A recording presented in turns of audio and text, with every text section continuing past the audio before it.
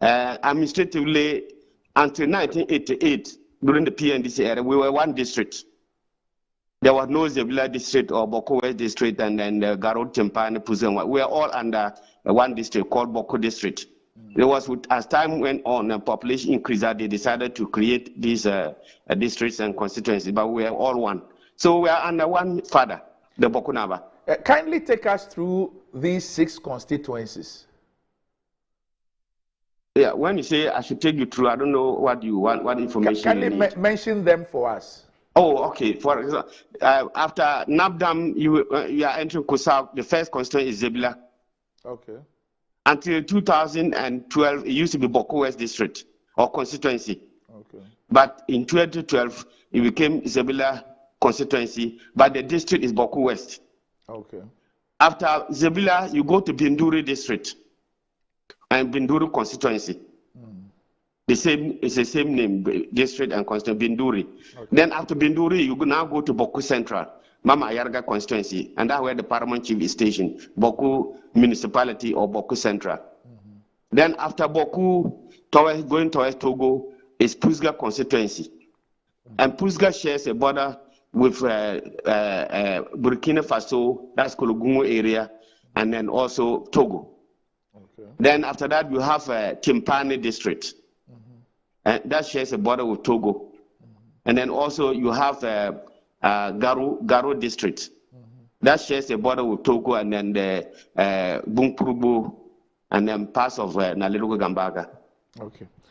Yeah. So these are the 6 constituencies, and they are at the same time they are also districts. Okay. So the Bawku Naba has 6 political districts. Okay. So, but he is our traditional head. So that's our paramountcy. Okay. That's how we are related very closely. Okay. So these 6 constituencies, what's the representation in Parliament like between the NDC and the MPP? The 6 constituencies, yes. 5 NDC MPs, and then only Binduri has an MPP member of Parliament who is also a Deputy Minister for Lands and Forestry now. For local government now, Mr. Abdullah Abanga.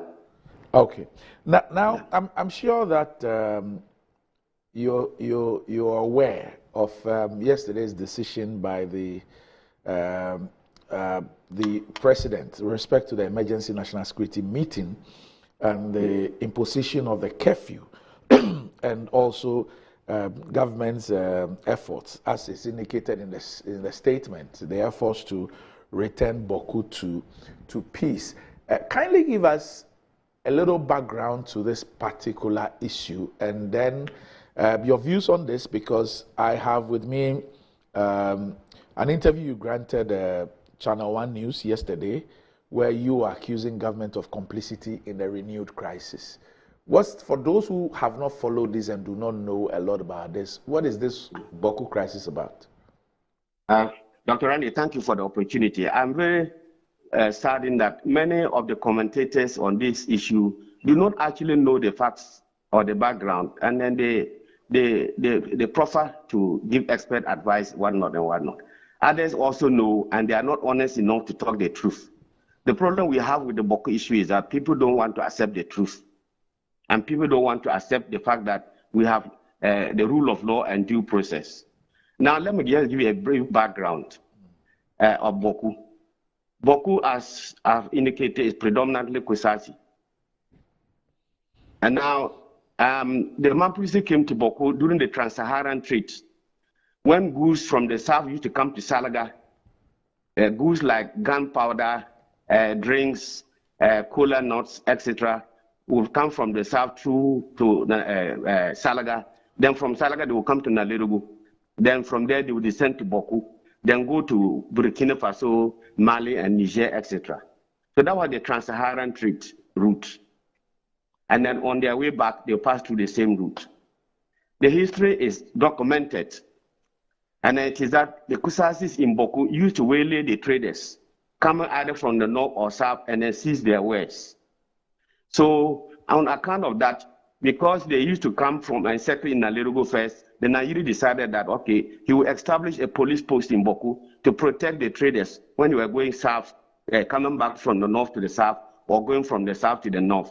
So he sends a few Mampri to Bawku to settle there and then maintain the trade route.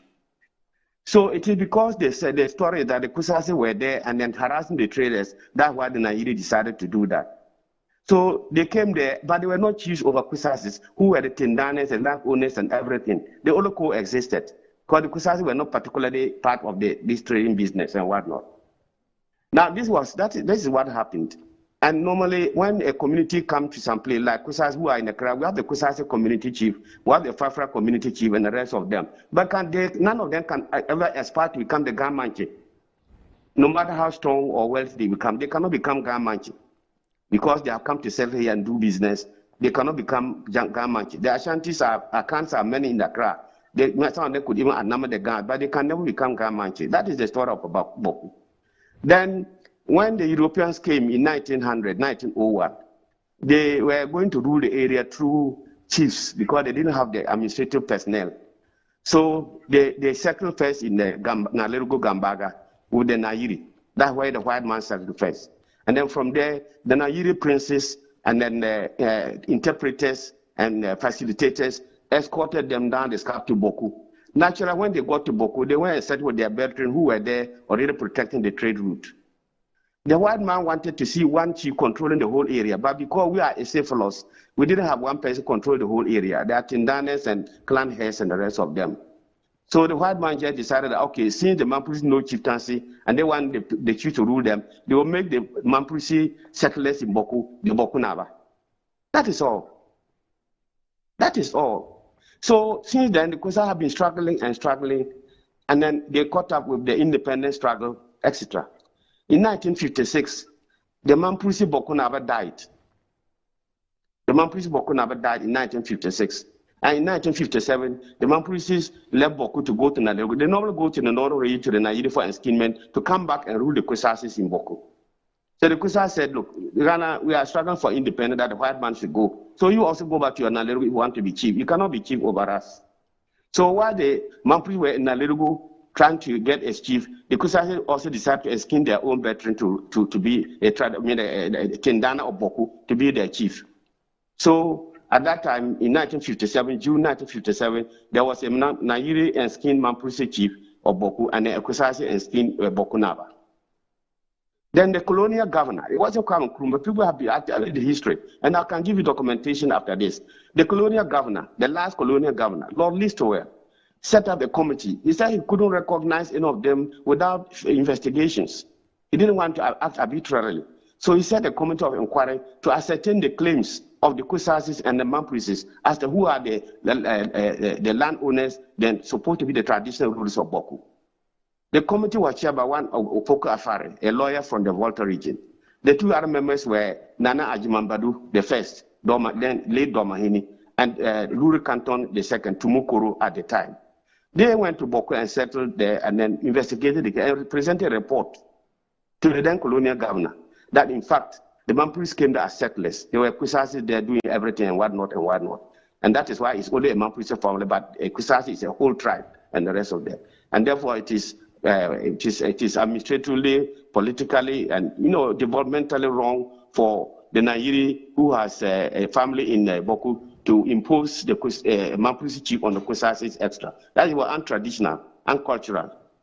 The colonial governor accepted the report and issued a white paper recognizing the Kusasi man, Abuguraga Zoka I, as Bawku Naba and the head chief of the Kusasi area.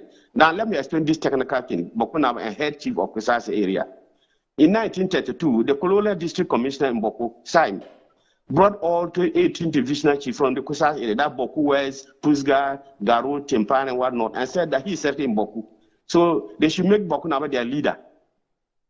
They should make the Bawku Naba leader so that he can be dealing with the Bawku Naba, who can also deal with them. So in 1932, the Bawku Naba was raised to the status of paramount chief over the rest of the Kusasi area. So the fellow from 1932, the fellow who was described as Bawku Naba also became the head chief of Kusasi area. That is the same, is synonymous. Bawku Naba or head chief of Kusasi area is the same fellow. Yada Bawku Naba or paramount chief of Kusasi, the same fellow. Then when the committee made this finding to the colonial governor and Lord Listowel issued the white paper, the Mamprises were unhappy and went to the High Court. That time the High Court was called Divisional Court. on the ground, not on the facts of the case, but the fact that the colonial government edged by saying that the Bawku Nama is also a head chief of Kusas area. That was just the technical thing they appealed at, but not even the substance. And the High Court ruled in their favor and quashed the committee's report and then the colonial governor's white paper.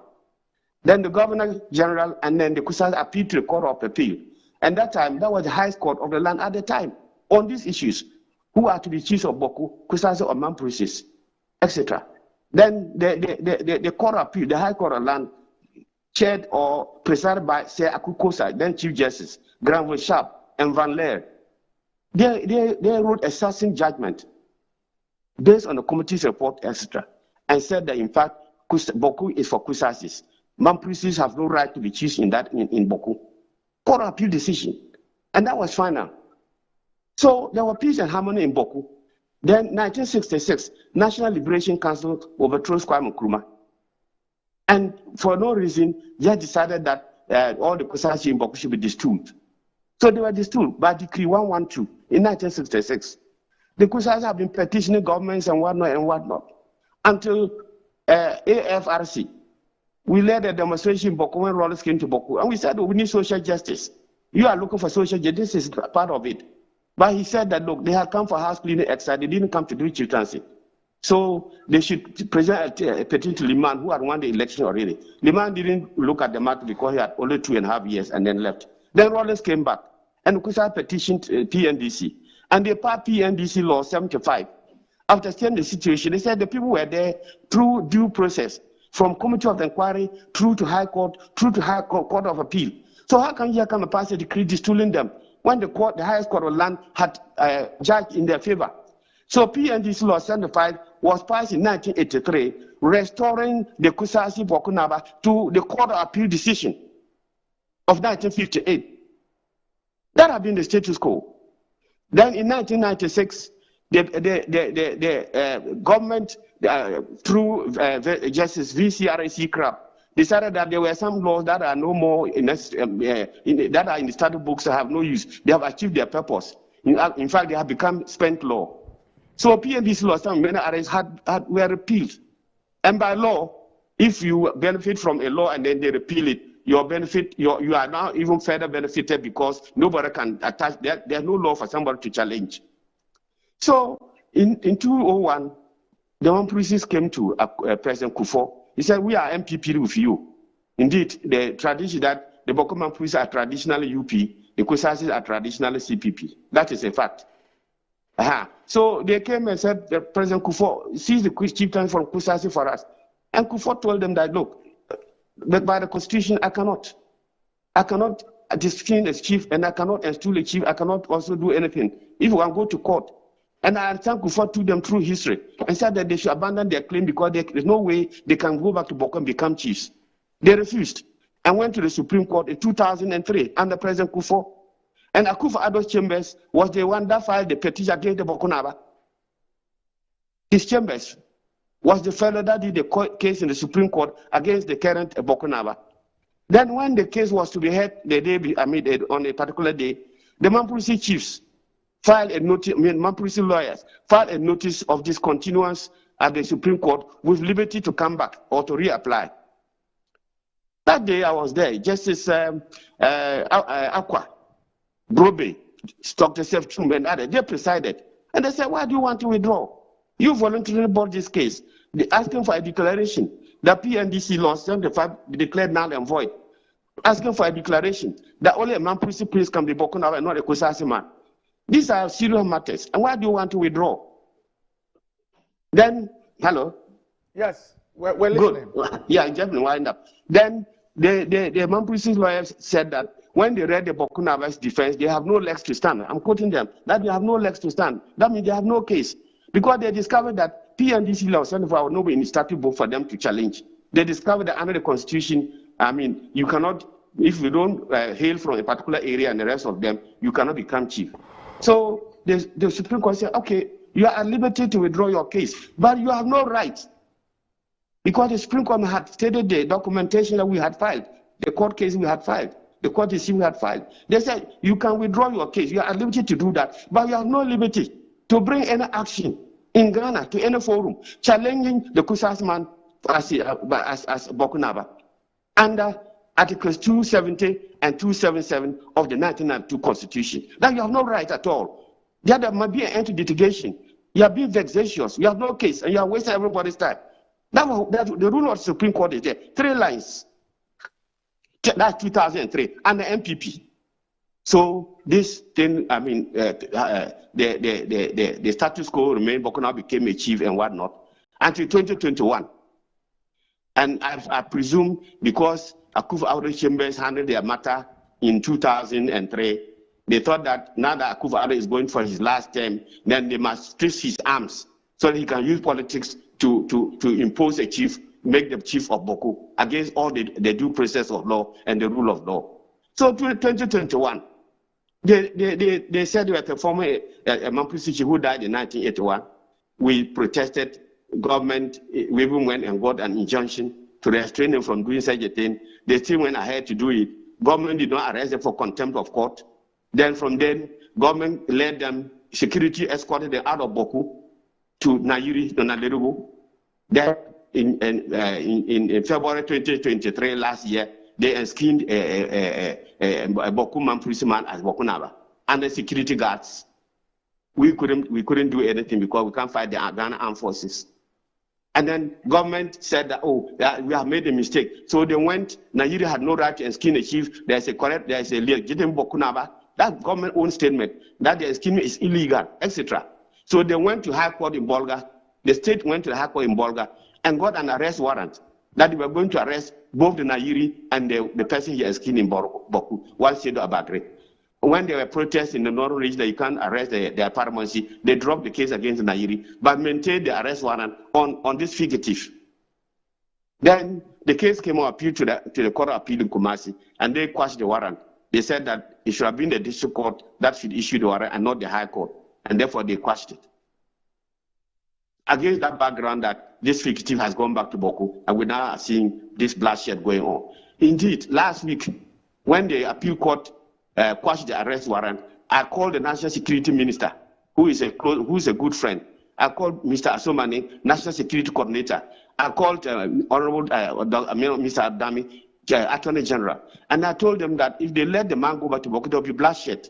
What they should do is that while they have filed appeal against the court appeal ruling to the Supreme Court, they should just go back to Bolga, ask the district magistrate, the AG's department there, to file a fresh action at the district court for a fresh warrant of arrest, and then you are done.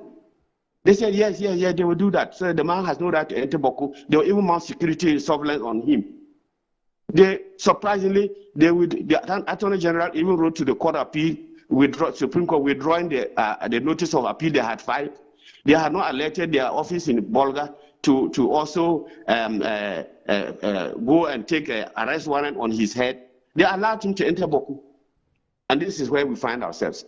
The summary of it is that the Kusasi Bawku Naba is there through due process. Court of Appeal 1958, Supreme Court 2003. So there's no chieftaincy dispute anywhere, pending in any jurisdiction in any competent court in Ghana, or traditional council or regional house of appeal or nothing in Ghana. What is happening in Bawku is abuse of, criminality and an abuse of power. We lack political will. Can we say that the government of Ghana, one Sedo Abagre, causing trouble? So many lives are being lost. 4 years, soldiers and police have been lying ambush in Bawku because of one person. He's above everybody. Now, Doctor, that one person is above everybody. They can cause trouble like this. Let me read 2 parts of the statement signed by the Deputy Minister for the Interior to you. I think that they are in sync. It's a hollow statement. Yeah, read our. They are in sync with what you just said. Yeah. The return to Bawku on 24th October 2024 of Mr. Seydou Abagre, who was illegally skinned. This is the statement. As Bawku Naba in February 2023, subsequent to the vacation by the Court of Appeal sitting in Kumasi of the warrant of his arrest, has led to significant disturbances affecting public peace and security in the area. Unfortunately, these disturbances have resulted in the loss of numerous lives in Bawku and its environs, with a looming threat of escalation beyond Bawku. Based on assessments by national security agencies, the continued presence of Mr. Saidu Abagre in Bawku poses a substantial threat to public safety and security. In light of the foregoing, pursuant to the provisions of the Public Order Act, 1994 Act 491, a curfew is hereby imposed on Bawku from 6 p.m. to 6 a.m., commencing Monday, 28 October 2024 until further notice. My point is that the Ministry of Interior has actually identified the source of the problem. And they say it is an individual. And it is the vacation of the decision. And it is returned to Bawku. However, they say that in resolving the issue, and that is what has led to the escalation of violence and tension, but in resolving the issue, they are imposing a curfew. Is it to suggest that the state cannot fish out this individual, or the state cannot take any measures to ensure that this individual is not at Bawku and its environs? Yeah, your guess is as good as mine for any Ghanaian. So all those who do not know the facts, the state has summarized it for us. That Abagre, who was esteemed by the Nigerians, is an illegal chief. That the act was an illegality. And therefore, he cannot rival the Bawku Naba. And therefore, he cannot be in Bawku as a chief. So if you impose curfew, and curfew has been there for the past 4 years, what they have done is to bring it back from 6 to 6.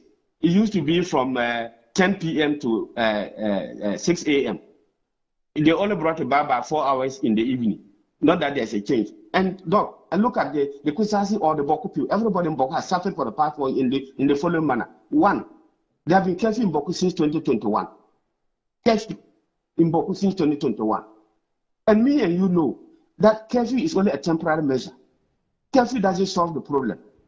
Government imposes curfew so that they can take control of the situation within a week or two or a month or thereabout. Not for a year, 2 years, 3 years, and 4 years. As somebody said yesterday, one of the security experts, Dr. Bona, said it is lazy government that imposed curfew for long. It's laziness and then it's ineptitude. He said it.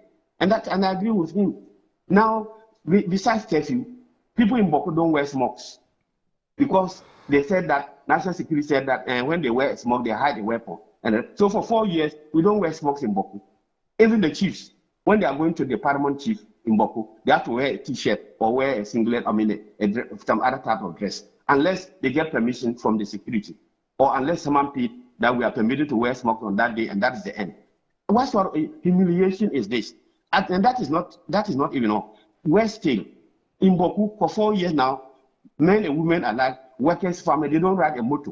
They have banned the riding of motorcycles in Bawku. And you know that that's the means of transport in the rural areas. Motorcycle. The poorest man buys a motorcycle. A nurse goes to work. Then a teacher goes to school. Because he may be staying 5-6 kilometers away from the school, etc. Then farmers go to their farms. For 4 years, nobody rides a motorcycle in Bawku municipality. Do we have a government in place that because of one person, everybody is being humiliated and dehumanized?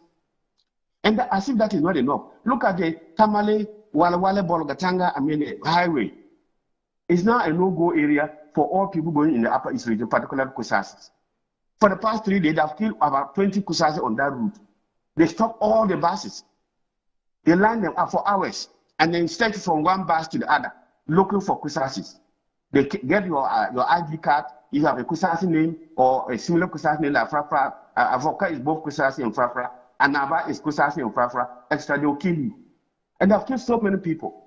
So I wonder, Vice President Dr. Bamubea, that is his home, Walawale town. His house is there.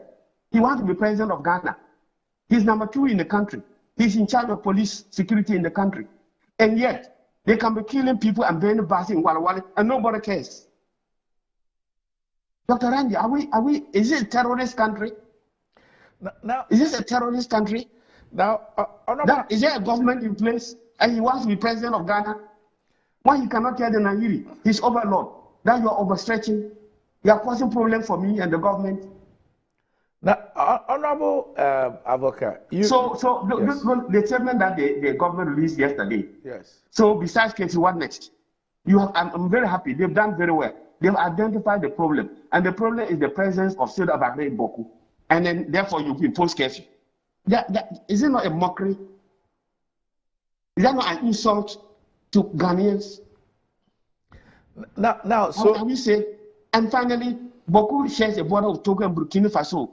In fact, there's a pillar in my own village, Teshi. I come from a village called Teshi in Zebila. A pillar is there. We are making Bawku very vulnerable and attractive for terrorists, jihadists, and extremists to enter. Who cause up?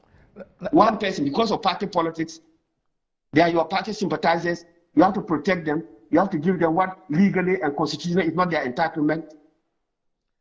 Now, Honorable Advocate, you are a very senior lawyer. Yeah. Now, we're told in the government statement, we're told by the government statement, sorry, that there's a vacation by the Court of Appeal with respect to the warrant for his arrest. And we're told that the basis for that vacation by the Court of Appeal is that it is the district court which should have imposed the warrant and not the High Court.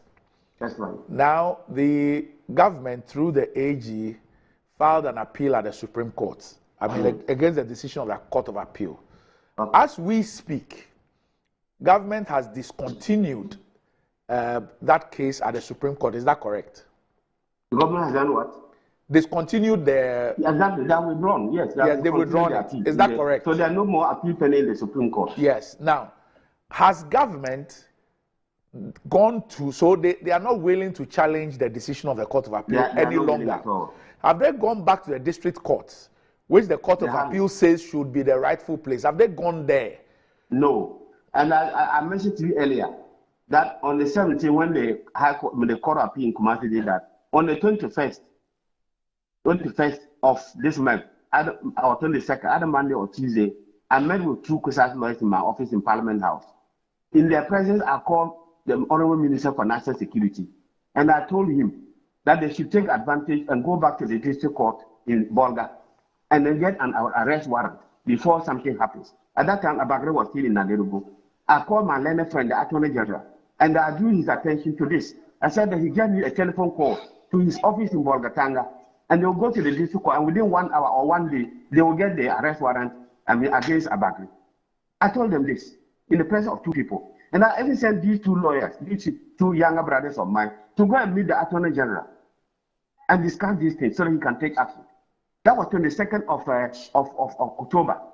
Abagre was still in Naderugo. They refused. And on 24th, Abagre entered Bawku. So who caused up? I drew the attention that at that time, we didn't even know they had withdrawn the appeal. No, I said, but I told the Attorney General that, you know that appeal does not operate as a stay of execution. Once you have filed an appeal and you don't file for stay of execution, the appeal is there, but the fellow is still a free man. So for the avoidance of doubt, go back to Bolga. The appeal court had directed you that go to the district court if you want to proper things to be done and do it. I mentioned it to them. I did. And 2 days later, the man went to Bawku. And the president has come out with this tear statement. Are you suggesting that the solution for Abagre, Abagre not being in Bawku is curfew? Or if for security reasons they don't want us to know what they want to do next?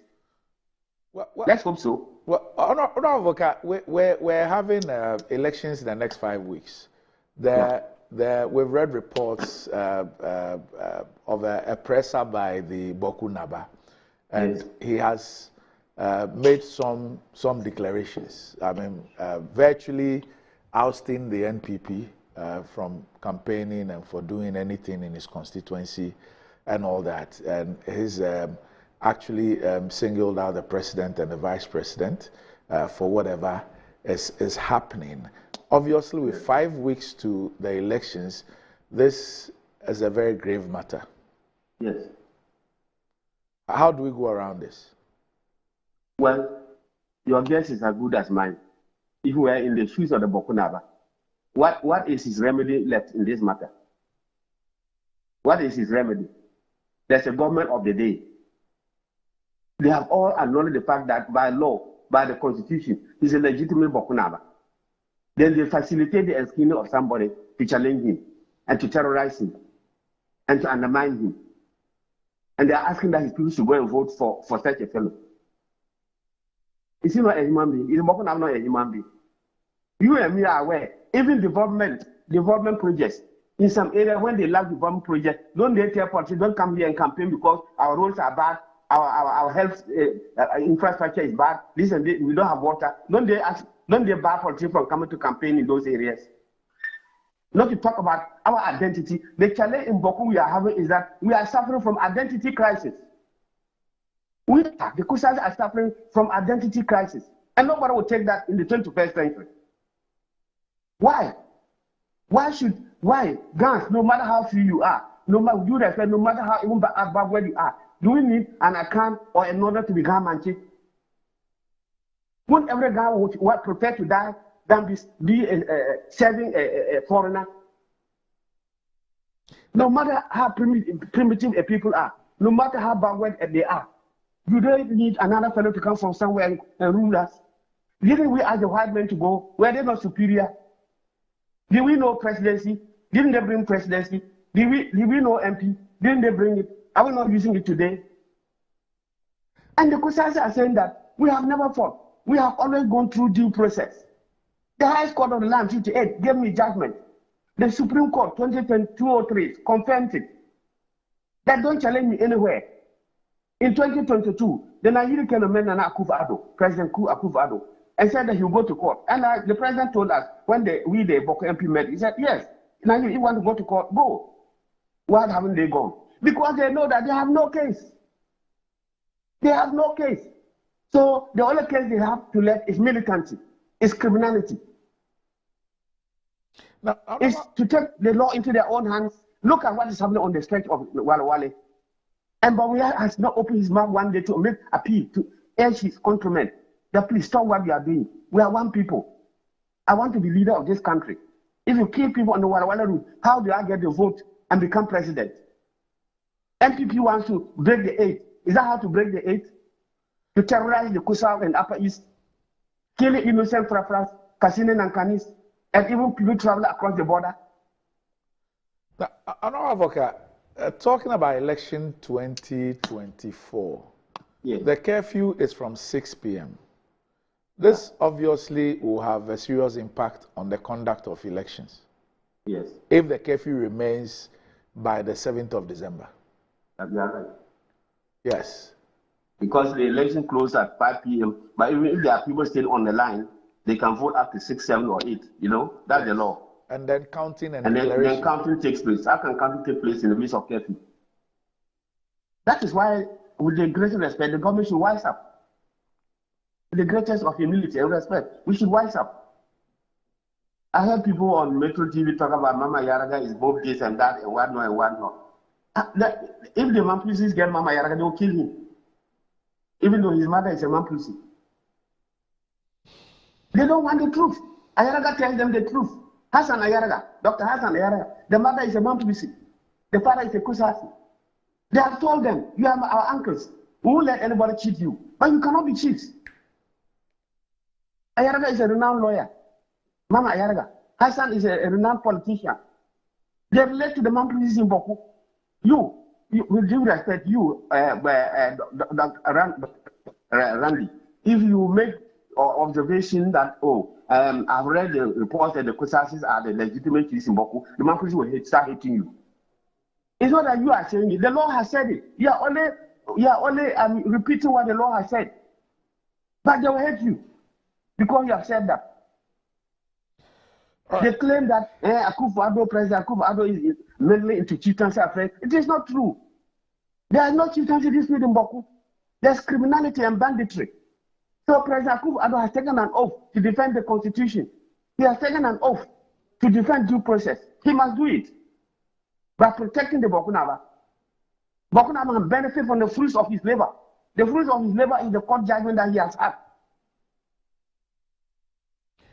Now, Honorable Avoka, so how do you intend, at least the 6 MPs in the area, how do you intend to engage government and the Electoral Commission with respect to the conduct of the elections if this curfew were to still be enforced by the 7th of December? Well, okay. Well, you asked a question earlier about the Bawku Naba statement about I think that it is unfortunate. At the end of the day, as a senior statesman and an opinion leader in Ghana, I think that it's unfortunate that if people are not allowed to campaign in the particular area. But I think that could have been, we might have said that out of anger and whatnot and whatnot. We have tried to prevail on the traditional council that is to let everybody have a free way of talking to the people. After all, voting is your heart and your thumb, nothing else. So we can sort that out later. With regard to the second one, I'm confident that the election is still 1.5 months away or 5 weeks away, like you said. I'm confident that before then, the government minded that the Sero Bakri is executive and causing trouble in Bawku. They will do the needful. They will do the right thing. When they do the right thing, there will no need to have curfew up to that time. If anything at all, I expect that they will relax the curfew hours because 5 weeks away is still a long time. They should be able to relax the curfew hours so that the people of Bawku should vote. People have been making this insinuation that some people or MPP thinks that they won't get good votes from the Kusas area, and therefore they want the place to be ungovernable, and then they can impose a state of emergency in the area, and they cannot vote. We cannot vote. They cannot declare elections in the country without a very good proportion of the country not taking part in the election. You cannot disenfranchise Bawku area, 6 constituencies, no matter the circumstances. Then there will be no elections in Ghana, not just Bawku. So I don't want to buy that idea. I think it's a rumor, but I don't want to buy into it. I'm very confident that the statement that government came up yesterday, yeah, we are very happy. We are satisfied the government is very clear in its mind about the cause of the problem. That there is an illegitimate chief posing a challenge, security challenge and problem in the area. They should deal with him. And Bawku will come stable. Government should be able to take control of the international trunk route between Tamale, Walawale, and Bolga. It's their duty. Otherwise, they will incur the wrath of the foreign country whose national also passed there or whose vehicles also passed through that route. How come we have a police station? Even last year or last 2 years, they banned Kusasi Bazi at the Walawale police station, and nobody said anything. The people escaped, the driver escaped with the vehicles, ran to the police station and parked them there. Yet they came there and banned them in the presence of police. No case. Is it fair? All right. Can we have this lawlessness? Yes. I think yes. that we've had quite I hope get another forum so that maybe I'll come there and we'll talk. No problem. Ghanaians need to know the history. Yes. Many Ghanaians are talking out of ignorance. Okay. And many of them who know the history are afraid to talk the truth. The courts have decided. If the court decides, is it your case again? No, you are already declaring or informing people what the courts have decided. The court said that you cannot be choosing Bawku. These security experts, when they are talking, they are wavering. They are in ambulance. Okay. They don't want to tell the truth. Tell the truth. Look, let me give you this example. I've been telling people. You recall in 2012 election, John Mahama won. Hey, Doc, are you listening to me? Yes, I am. Yes, I said in 2012, after President John Mahama won the election, flag bearer of MP Nana went to the Supreme Court in 2013. The Supreme Court ruled that he didn't win the election. He said, I disagree, but I would respect your decision. Imagine Nana Akufo-Addo, who has about 5 to 10 million MPP behind me, were to behave like the Mampus are behaving, would they have been Ghana? Similarly, in 2020, when President John Mahama lost and then went to the Supreme Court, 2020, the Supreme Court told President John Mahama, he didn't win the election. John Mahama too has about 5 million to 10 million NDC members behind him. He accepted the verdict of the Supreme Court. If these two people running national political parties all over can accept the decision of the Supreme Court, why not one person or one Nahiri or one Sedo Abakri? And they are above the law? Is this a country? Okay. Honorable, Yes. I want to pick your mind on one more thing. It's not related to Bawku, okay. and then you take leave of us. Yeah. Now, you were part of the Constituent Assembly. I'm very happy that you are bringing this in. Yeah. I was August 91, we started and ended in May 92. Okay. Yeah. Right. I'm sure you've heard a lot about constitutional reforms. Yes. Right. You've heard about the review of the Constitution. Yes. You've had many people. In fact, there are some like Oliver Bawku who believe that, in fact, the entire constitution must be jettisoned for a new one. But you've heard a lot of talk about the reform. And you have even had a discussion with me on one of my passionate parts about it, which is that majority of ministers must come from Parliament. Yes. So we have that. You also have the issue of election of MMDCs and all that. There are also then the issue of Article 71 holders, and in view of how they are treated with respect to their remuneration and retirement packages, as against those who are on single spine and other spines. On hindsight, after all these years, what do you make of all this, having been one of the people who put together this constitution? Yeah, thank you very much. It's a very legitimate question, and I wish that we have a bigger forum so that we can discuss it. But let me admit that the Constitution is a living document. Just like me and you who are living, you deliver a child today, the child is growing. The Constitution is a living document that also grows. As the child grows, the features get to know, and there are certain defects here and there and whatnot. So as the Constitution, as we practice the Constitution since 1993, there are certain gray areas that need clarification. There are certain areas that are no more relevant in the Constitution. There are some other areas that we think that there is an omission or there is a lacuna in the Constitution, therefore we should fill the gap. So admittedly, I think that a review is possible. My worry or my beef against is wholesale review of the Constitution. If we have practiced for 30 years, 32 years, we would have known from Article 1 to the end which of the articles are challenging, which of the provisions are challenging, the chapters are challenging. And then we can pinpoint those and then make a review. But to think that we can jettison this Constitution and take a new one, it can't solve the problem. Look, the fundamental weakness of the Ghanaian is not the Constitution, it's the human attitude. Our weakness is the human attitude, not the Constitution. The Constitution is just a document that you can play with, a document that will guide you. Look, let me take two important countries.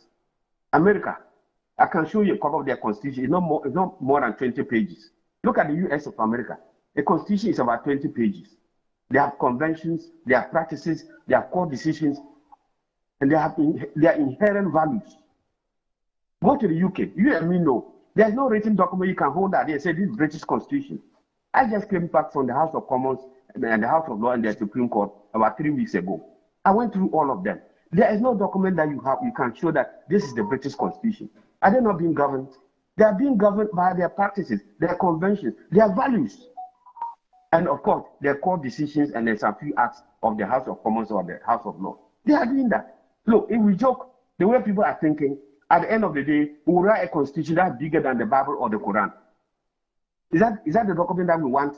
If we want to cough, then you put it in the constitution. You know what the president or me as a politician should take in the morning, in the afternoon, in the evening should be in the constitution. With the greatest respect, I don't think that is so. I agree that there are some few areas that we should look at. But with this whole saying amendment of the Constitution, I don't buy it because it will not help. I mean, if you take there are many provisions in the Constitution that we honor and breach that rather than in practice. There are certain things that we expect those in the presidency, those in the legislature, and those in the judiciary to do, and they are not doing it. People are passing, judiciary are passing, a type of judgment that you cannot understand. How can a Supreme Court, and that be said, the Supreme Court of Ghana must be the conscience of the nation. The Supreme Court must be the conscience, must be the heartbeat of the nation. And they should be able not just to look at the law, but to look at what is good for the country, what will be for the benefit of the country, rather than involve themselves in barren legal technicality that they have been doing. This issue of Parliament of late, about the 4 members of Parliament who have changed parties and the rest of them. That day, with my contribution, I drew the Speaker's attention or the House's attention to certain development, certain provision in the Constitution. If you look at the chapter dealing with the courts, they said justice emanates from the people. If you look at the section dealing with the executive, they said power emanates from the people. all over. If you look at chapter 6 of the Constitution, Directive of State Principles of the Constitution of the country, they have provided everything. That means we have Ghanaians have an inherent value. We have a value. We have a system. We have a tradition. We have a culture. Let it guide us. Now, look at that. Let me just land with these four MPs. The Constitution is very, very clear. Article 97, 1G and H are very, very clear. There is no need for interpretation. There is only need for application. The Speaker didn't need to interpret it. Nobody, Supreme Court doesn't need to interpret it. Why did we provide that there? We knew that in the First Republic, many MPs crossed carpet, including Vice President Dr. Bawku's late father. He crossed carpet from MPP to CPP. He did, and many others. And we think we are fighting corruption in the country. We don't want institutional corruption also in Parliament. Look at that. The people at the constituency level, they have identified a type of political party. The party has these values. They have this manifesto. They have this scheme that the people prefer. So they vote you on the basis of that party manifesto or values or principle, etc. They vote for you. Then you come to Parliament. Then 3-4 months to election, you find your nomination with the Electoral Commission that I'm no more with this party that brought me to Parliament. The day you file your nomination, you have ceased to belong to that party that brought you. The day you file your nomination on a different party ticket or an independent party ticket, if you were in Parliament on a party ticket, that day you lost your membership of that party. NPP party constitution is very clear on that, and NDC and all the other parties. And the constitution is doing that. We are fighting against corruption. It is when you come to Parliament, you think that there's a party in government. So let me abandon my people and the party they voted for me or my independent status and go there and get money and go there and get wealth and go there and get favors. Is that why they send you to Parliament on that ticket? You alone, you come and change the people's decision. You come and change the people's values. You come and change the people's aspirations and say you want to continue to be there. Do we need any constitutional interpretation on this? When the Constitution says that if you were elected on the party ticket and you come and change to another party, you have forfeited. Simple. What interpretation that the Supreme Court needs to do? It needs application. So otherwise, everything we do in Parliament, then we have to go to Supreme Court for interpretation. If I head of department, the law is there, the Constitution is there, your worker has vacated his post for 2 weeks, he can't explain justifiably, then you need to go for interpretation. No. I'm sure that the Supreme Court in the coming days. So the Speaker was right in declaring those seats vacant. Okay. And look, let me add this practical. At that day, my contribution was based on common sense. Look, if let's say Howard Morrison and then the Suhum MP, who are my colleagues in Parliament, if Dr. Bawku goes to Suhum today, will he lift the hand of this guy who has gone independent, that is my representative in Suhum? He will not. The gentleman will not go near Bawku, and Dr. Bawku will not go near him. But we will raise the hand of the gentleman who has filed, who won the primary and has filed as MPP member to contest the elections. Similarly, if you go to Agono West, it will be the same. If you go to Amenfi Central, it will be the same. How, if you have a caucus meeting today, if there's a caucus meeting in Parliament today, common sense, will the MPP people call Howard Kumsin to strategize as to how they can win the election? They will not. Even if he comes to attend the meeting, they will drive him away. Didn't the Suhum MP say in social media a few days ago that they have removed his name as from the platform of members of Parliament of the NPP in Parliament? Is that not practical? Is that not common sense? Do you need anybody to interpret this? All right. Do we want to institutionalize corruption, that type of corruption again, like we had in the First Republic, and we say we are fighting corruption? We are not. Some lawyers say that it's futuristic. What is futuristic about that? The Constitution for today.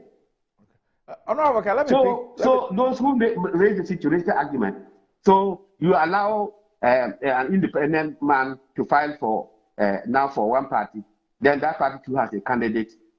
Then you say we should wait for the future. Then after the elections, what effect?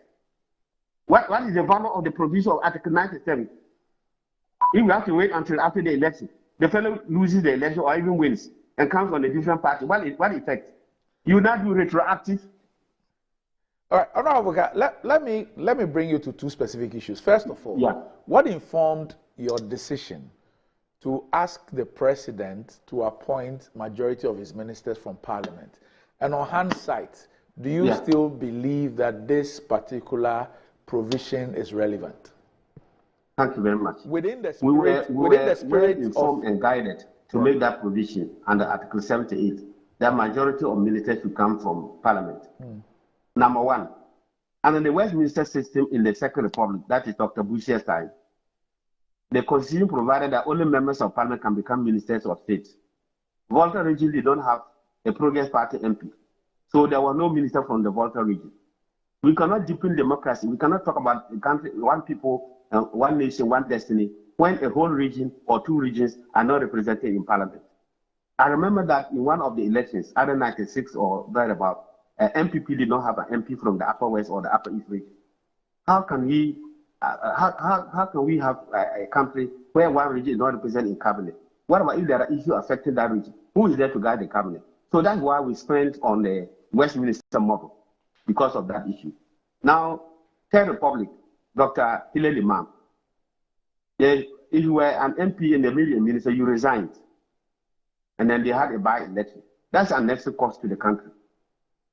That's an extra cost to the country. And besides, you are a ministerial material. You come to parliament, they make you minister. After 1 year, there's cabinet reshuffle. And then you are dropped, please. And you are dropped.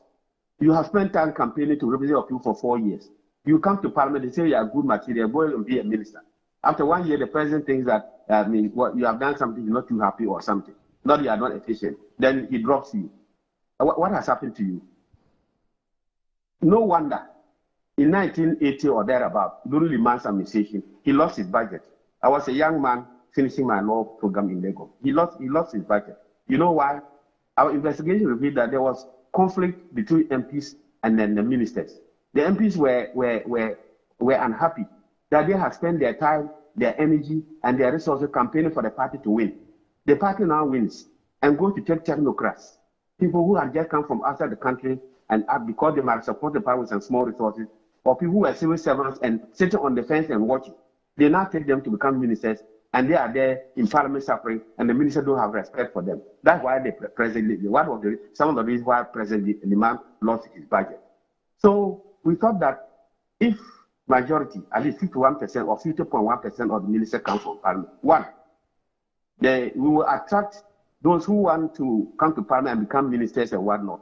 We will be able to attract professionals, experienced people, knowledgeable people to contest to come to parliament and improve the quality of debate. Because the man knows that if I come to parliament, one day I can become a minister. So he'll be attracted to come to parliament.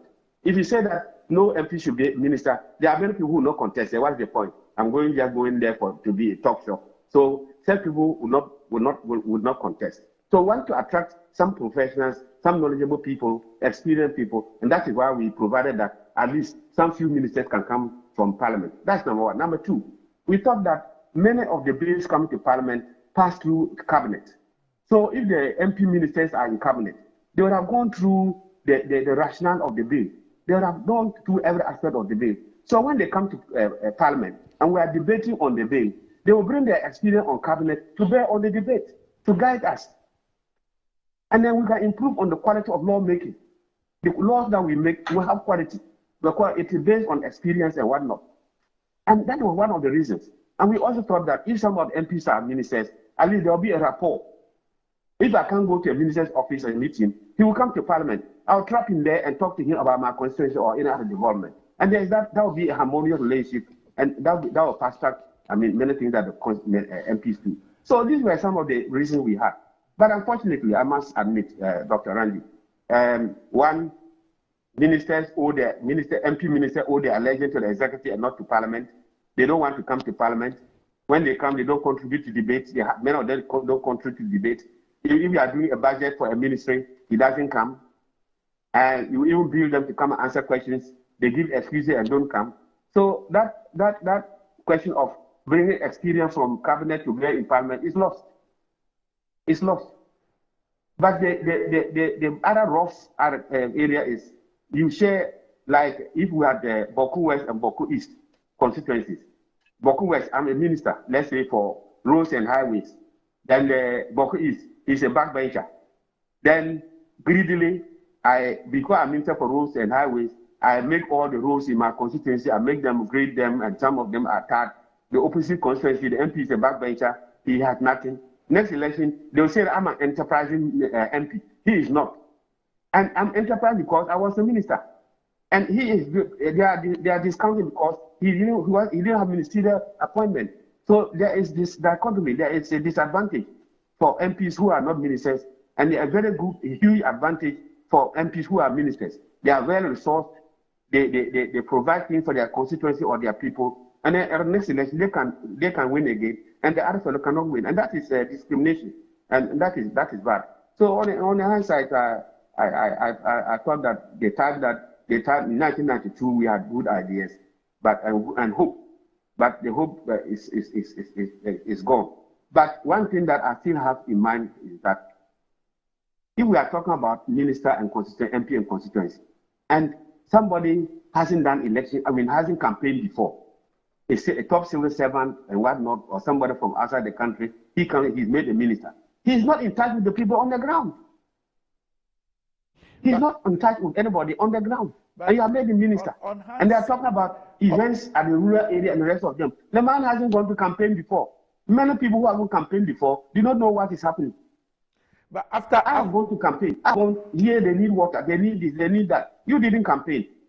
And then you are going to share the resources. How are you going to share it when you don't know what should go where? Right. That's the challenge. So at the end of the day, you have technocrats becoming ministers, and then they will not be in contact with the people. They don't have the feelings of the people. They don't have the sensibilities of the people. And therefore, they'll be making laws and whatnot that are abstract. This is the other challenge. So after almost 32 years of the practice, this particular practice, with what you have experienced, you have been in this part. I'm sure that mine was the last parliament you've been in about 5 parliaments or so. Yeah. Yes. I'm joining you. I hope you can come in now. You didn't fight. No, I didn't. After all these experiences and the issue about how Parliament appears to now be subservient to the executive, there are things that Parliament tolerates that most parliaments will not tolerate. That the people who believe that Parliament itself has not been that assertive, even to force the executive to do things the right way. These last-minute bills and bringing voluminous documents and all that, people looking to catch the eye of the president for executive appointments because of how things are structured amongst the arms of government and all that. I mean, do you agree with those who say that, look, it's time to do away with this thing? Yes, I agree to a large extent. And then I think that we members of parliament are our own enemy. We do disservice to ourselves. I regret to say that we members of parliament, ministers and then MPs alike, we seem to owe allegiance to our political parties more than to the state. And I find that very, very regrettable. We owe allegiance. We respect our parties. We obey our parties more than we respect the state or we service the state. That is very, very regrettable. And even backbenchers, people who know that they won't become ministers during this regime, backbenchers, whatever the government of the day, their party says, whether it is bad or not, they just follow. They just follow. Look at the LGBTQ bill in parliament and whatnot. Many of them on the quiet say, we don't agree, but they have no courage to get and say that, yes, I support it. And look, come back to, let me digress, Supreme Court. Why is the matter hanging there? Look at the alacrity they handle the 4 MPs matter. In the final thing on Friday, you heard on that same Friday and whatnot. This other LGBT is hanging there for 3, 4, 5 months now. And that bill is concerning the culture, the values, the interests of the welfare of the people of this country. It's hanging on there. Is that a Supreme Court? Is that the conscience of the nation? Let me pick your mind on the last one, and then I'll let you go. Yes. Now, your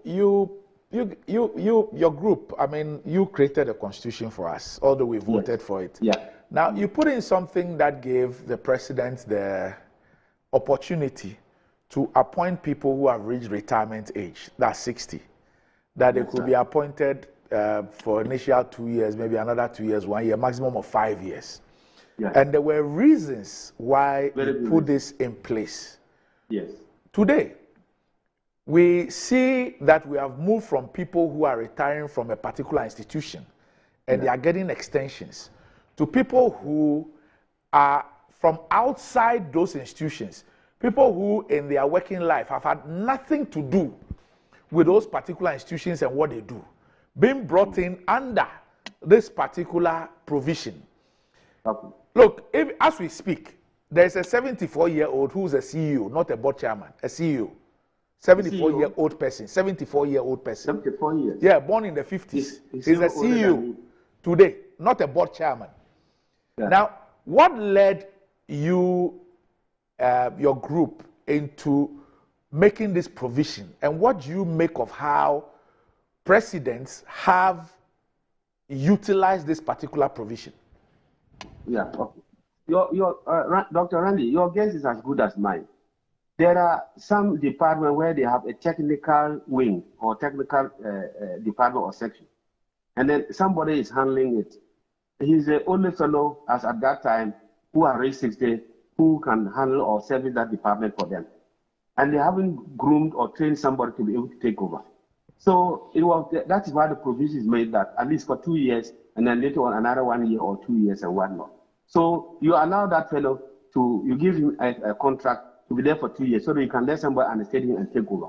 These were the good intentions. That's why I said earlier that the problem now with the Constitution is the individual who are applying the Constitution.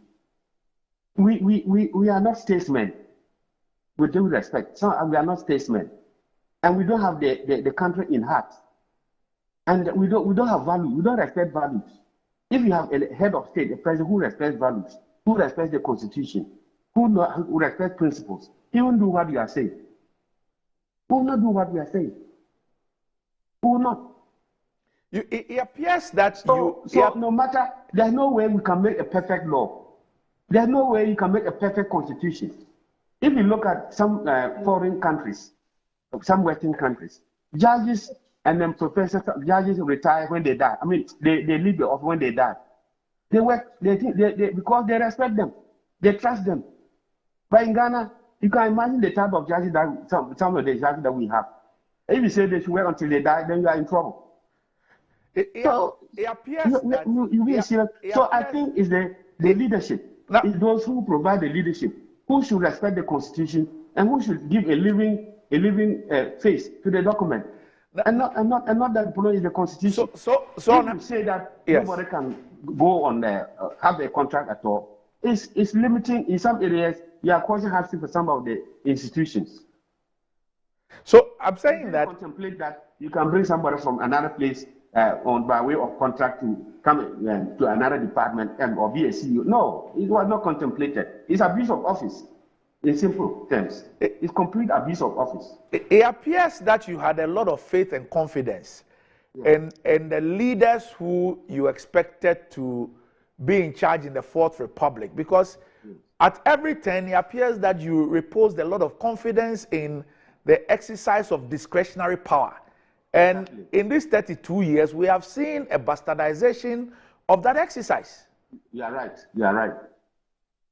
You are right. So we have to resume some areas and curb the powers of some of the heads, some of the leadership. For example, there's a provision, article something in the Constitution that I myself and Honorable Chairman Sabonsu were reviewing the Constitution, and then I drew the attention to it. If you pass a vote of censure on a minister by Parliament, both sides of the Parliament, they debate and then pass a vote of censorship to remove a minister.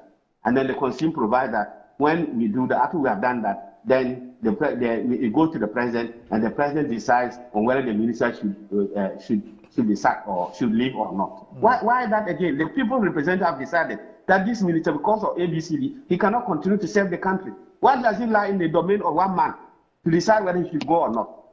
That's an area that we should delete. There are such areas in the Constitution, some provision in the Constitution that we should look at. And then, of course, people have spoken passionately about too much power in one hand. I think one of the reasons we might have had was that we didn't want to create many pockets of authority in the Constitution. We didn't want to create many pockets of authority. That will lead to turf war. And when you are a developing country like ours, developing a new constitution and a new rights and whatnot, and you have many pockets of authority, you have a turf war. And then when that happens, then you have constitutional crisis. Look at the explicit provision in the Constitution. Now we have crisis between judiciary, then the executive, and then parliament, about 4 MPs alone. Look at when the provisions are very clear. All right, Honorable Bawku, we'll leave it here this morning. Thank you so much for I'm your very time. grateful for you giving me the opportunity. Right, thanks. And And we'll call you another time. And I'm sure we'll meet later on to speak. Yeah, let's meet again and talk. Okay. And I haven't had my Liverpool T-shirt yet. It will come. Bye-bye. It will come. I'll add one from Heart of Lions for you as well. Oh, Heart of Lions. I'm an Olympics man. Oh, you're Olympics? Only that day. That's my team. Oh, okay. I normally support the vulnerable side. I support the disadvantaged. I see. Right. I'm a Liverpool man. Okay. Sorry, I mean a great Olympics man. Right. Okay. All right. Yeah. Okay. Thank you. Thank you very much, Honorable Cletus Bawku, MP for Zebila constituency. He's a legal practitioner and he was part of the Constituent Assembly, those who put together the 1992 Constitution, and that's why we drifted from Bawku to the issues of constitutional review and, of course, hindsight analysis of 32 years of our use of this Constitution. We'll take a break. When we return, we'll hear from our panel on the issues so far.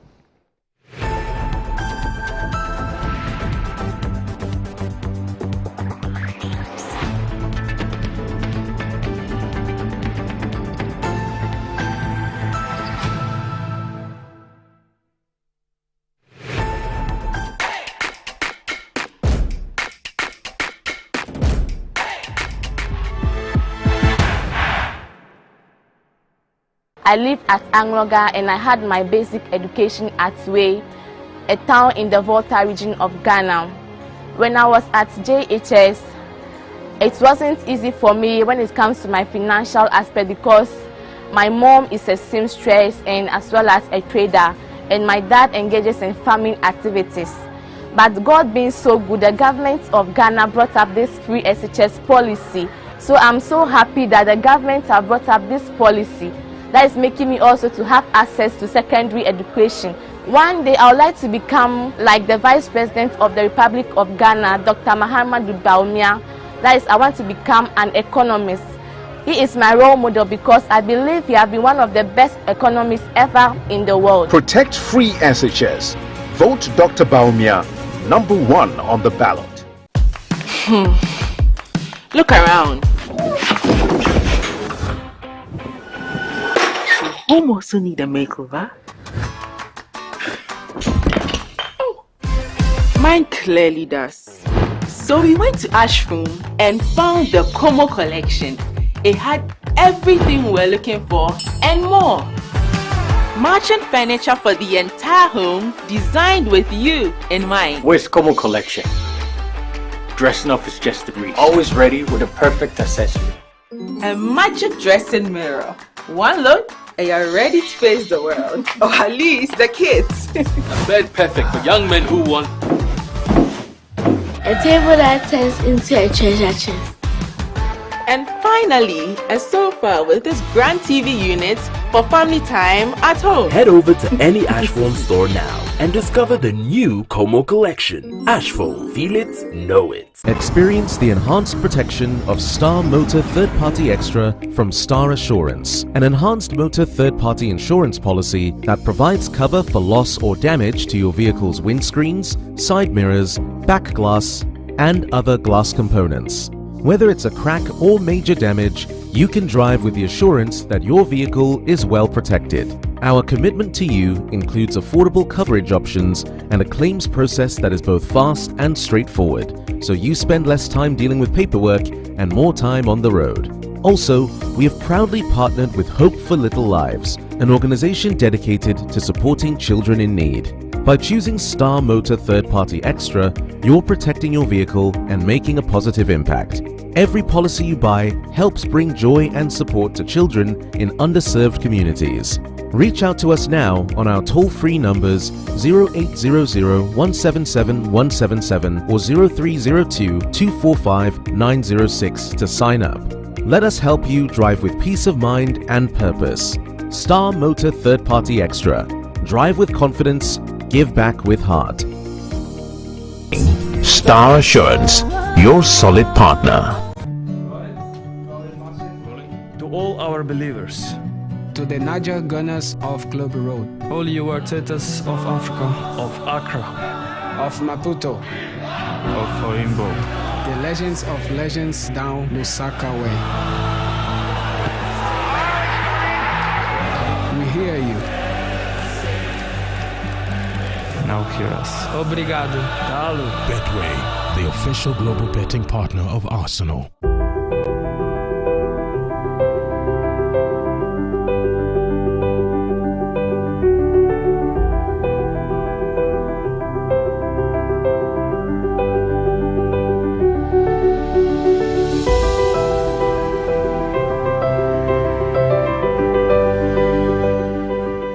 At Gold Key Properties, we don't just believe in building properties, we create experiences.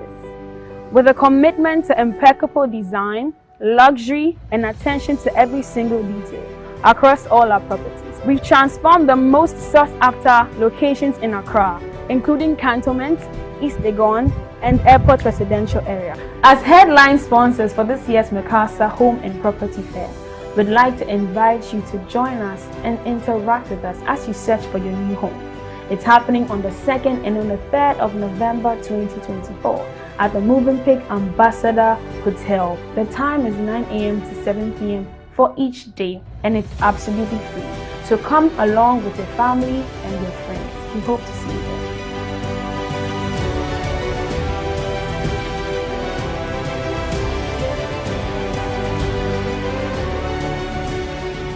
Over 5 million children have benefited from free SHS. Protect free SHS. Vote Dr. Bawku #1 on the ballot. In a fast-growing urban environment like Accra, safety is as important as the air that we breathe. Hear the real stories from those who now feel safe like never before with Response 1. Hello Ghana, I'm Tommy Ananforson. Our homes are our sanctuary. But safety is not all about locks, fences, and cameras. This is where Response 1 comes in. Their advanced monitored alarm system just doesn't record crime, it prevents it.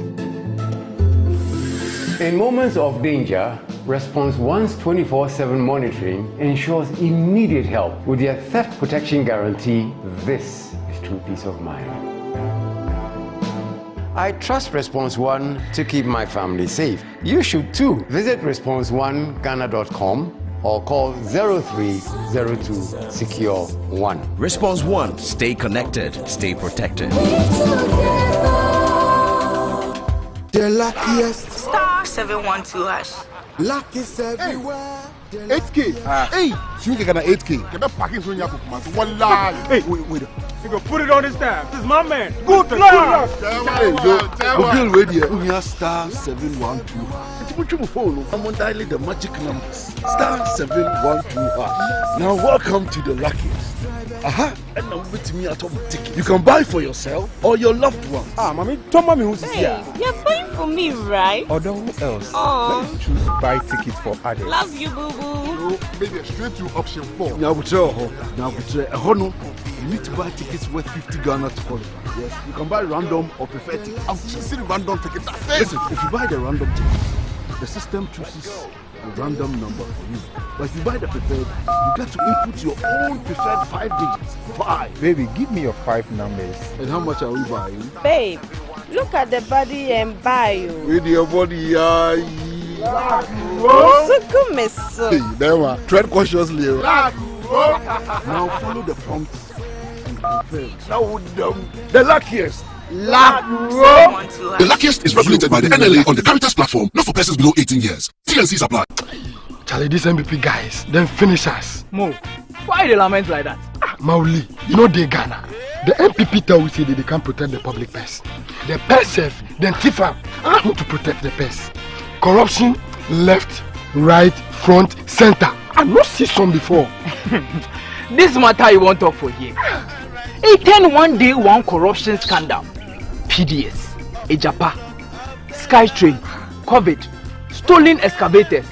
God save then take Duam. See the National Cathedral. If you go, we for collect all our monies from them. Boys, boil up. You guys for cool down. See, we go recover all our stolen funds when John Mahama comes to power. In this Ghana, how you go do it? Operation Recover All Loot. Oral for short. John Mahama go investigate all cases of corruption, then prosecute all those found culpable. Then retrieve all our stolen assets and funds. Then take develop this country. Shut up! Those way they run the public purse, where they steal one land, they destroy one water bodies on top. When they walk about, they tell we say make we vote for them, no. We for jail them all. Or they come like a kite. Vote for change. Vote for John Mahama and the NDC.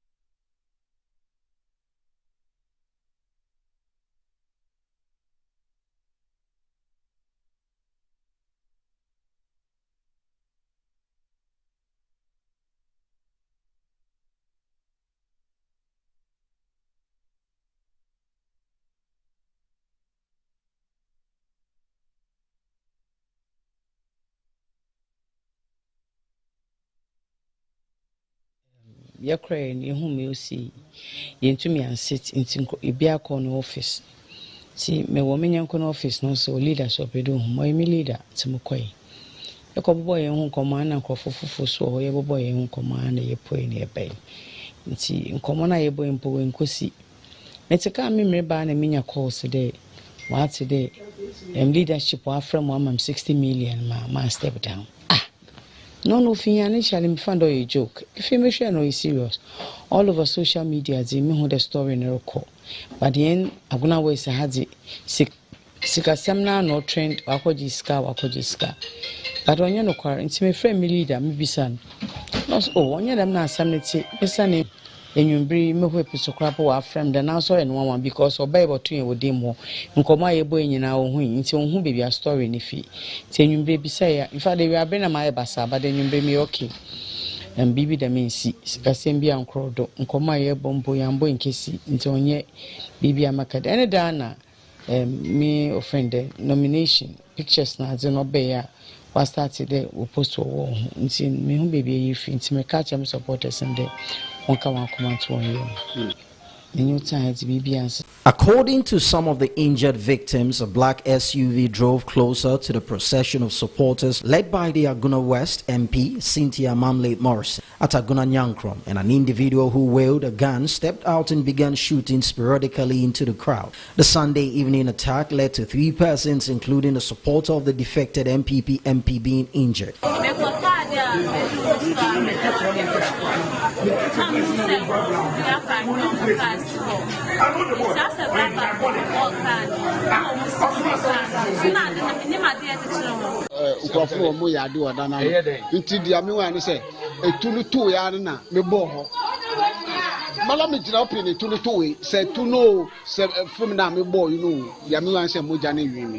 Though police are yet to commence official investigations into the shooting, supporters of the MP are pointing fingers at the New Patriotic Party's parliamentary candidate, Chris Arthur, of masterminding the attack, as they mention one Haruna, a supporter of the candidate, as the shooter. Man, miss me back court and me beje injunction. Maybe do hana maybe one NDC from why 3 na was me court. E be any so what and 50 last Friday. In a 1 year assignment na still order one doing te mama be to ha one boy food the one you want in film. It's an a page ya ba ma way you in a film wa kan yipa kra onye mreko na court so injunction or the to mo today mean to mo campaign mo to me bibia no so na room obi a meti oye room onti me mpede me bobia ni din the ma wo ya anye there electoral commission e be print ballot papers on the dem week ya cases next week o it is a one injunction match over print ballot papers na me din ambado that was their strategy but nyame wo boda me po ni na obi wo ho obobo MPP fun panyifo wo kan obobo candidates na nyama waka ho nyina but only the more holding for now once man was send ma court bill say mbonyim there han onko ye timreka wo wonyima court bill there gender ministry na me ko head member accounts for covid na won kan na won hu there me catch na won kan na won hu there covid sika nyama ho no obey nti so pedu obey covid ni adaka ye boboy o send me covid man ko to hwe ketu samitu won kawo nti me sran menya brepa the massum party one more year more obianka hwenchiram na wosuam na wode me ba court ka ho menya brepa nti na me fi court opo me to me nsru me to me ngimanyi nti breka kire ho se wo peda wo sande me court am I ready party onyama nkoti na matena position right from Jubilee House to the list CEOs obi obobo ni investigation na why from Koduana Bay we bo any investigation na appeal to the police is that even though we do not know the perpetrators of the gunshot, we are very much aware and we can identify, or we have identified the person who threw the alcoholic drink on the driver, and so we expect one Adolf, and we expect the police to act according to the report we have given. We are appealing. We trust also the investigative skills of the police, and we expect the police to do a thorough investigations into this matter to get the perpetrators into book. And we believe that when this is done, there will be peace. There will be peace. The peace that we are enjoying in Agona West will continue. Adolf is one of the bodyguards of Cynthia Morrison and a key supporter of Cynthia Morrison, and he is the one who threw the alcoholic drink onto the driver of the bus or the van that is part of the campaign tour of Honorable Christopher Atta.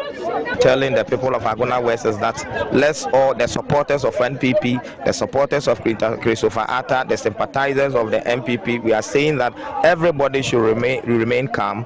Chris Atta is winning the elections. Dr. Mahmoud Bawumia is winning the election. No amount of intimidation can disturb, can prevent us from campaigning and telling the people the good policies of the MPP, the good policies of Dr. Mahmoud Bawumia, the good policies of Christopher Atta for the people of Agona West. Nothing.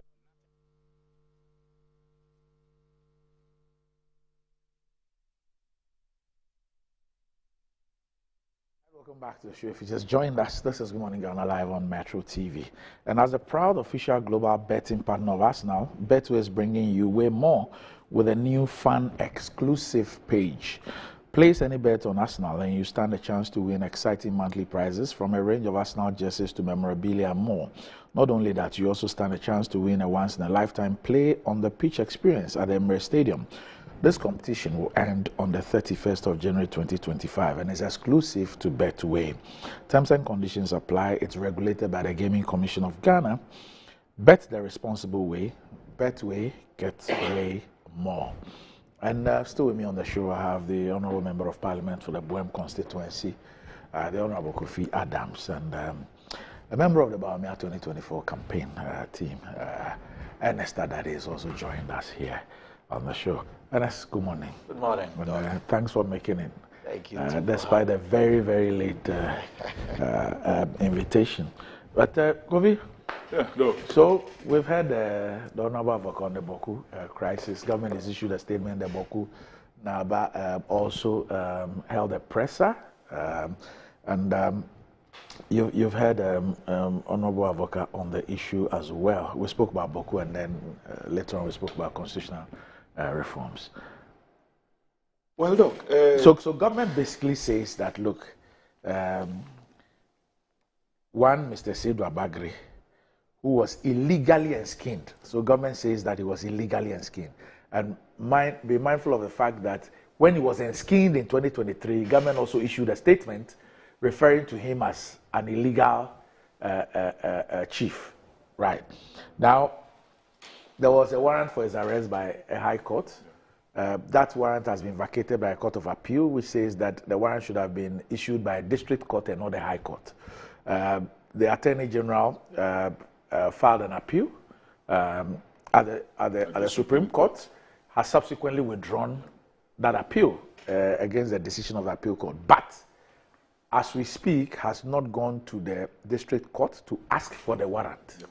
Now, government itself says that it is this man's return on the 24th of October. Don't forget that the decision was made on the 2nd of October. So it took 22 days after the decision of the appeal court and the inaction, so to speak, of government for this man to return to Bawku.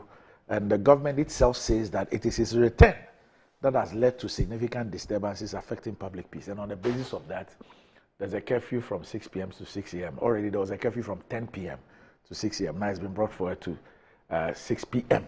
And the chief also has fingered the president and the vice president as those behind this, and is therefore banning all activities of the MPP and all that. And then we have also looked at the implications of this 6 p.m. even on elections. Yeah, look, a good summary of the situations, and let me use this opportunity to extend some felicitation to Ernest and your good self and my constituents of Boem. Yesterday, the MPP was to hold the program there. Where is Boem?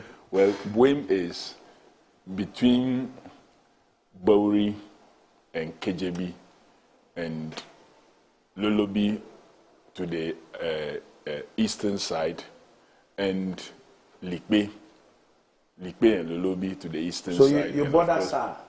We border south. Okay. We border south. Okay. We border south. Except that at the S part of south, that's the Central Kofi, there's Bawuri between us and them. Bawuri? Bawuri comes. Oh, Bawuri is a very big traditional area. From Kwame Krum Which and all those constituency is areas. that? That's Biakoye. Okay, okay. That's Biakoye. So from Central Kofi, okay, you get to the part of Akpafu, and then you enter Bawuri, which is Biakoye. Okay. Then from Bawuri, you come to Jalsikan. Okay. So there's Bawuris between the Central Kofi and Akbafu and us. Okay.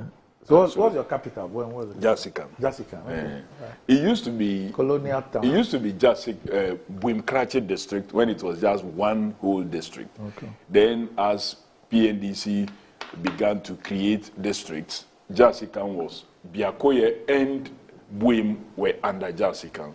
Then in 2004, President Kufuor created Biakoye district. But even the location of the capital created a whole lot of problems, and until Professor Mills's administration came and they firmed things up. So that's the story. They were supposed to be there, but they abandoned the constituency, having erected canopies and what have you, and invited the chiefs, and for whatever reason, we were told some emergency, only for us to find Dr. Bawumia in Hohwe taking pictures with persons and having meetings. We didn't know whether the Hohwe was the emergency or what. But that is just, by the way, some people say... You believe they are scared of you. Well, some people said it was history repeating itself, because in 2004, the same thing happened to the people of Jasikan, where they had assembled for then an MPP campaign, and the vice president, may he so rest in perfect peace, Alhaji Aliyu Mahama, passed another route and left. So maybe it's just a repeat of things. So your people were gathered? Oh, the people were gathered, ready to welcome. It's a good sign. It's a but good he is an MP, so he understands what it takes to be campaigning. Sometimes it's not because they ignored them. Well, because the circumstances, the events, all that I'm saying is that what emergency kept him away, that he was taking pictures in Hohwe and doing engagement and couldn't spend that very time also to come to Jasikan, was the issue I'm raising. And if there was any national emergency... Doc, I believe there is no diabolics behind it. If there was any national emergency... For someone who has been pushing digitalization, you could... So you wanted to put them on Zoom? Under John Dramani Mahama, cabinet was meeting and they could meet from different locations, because that has been so he should have met them on Zoom.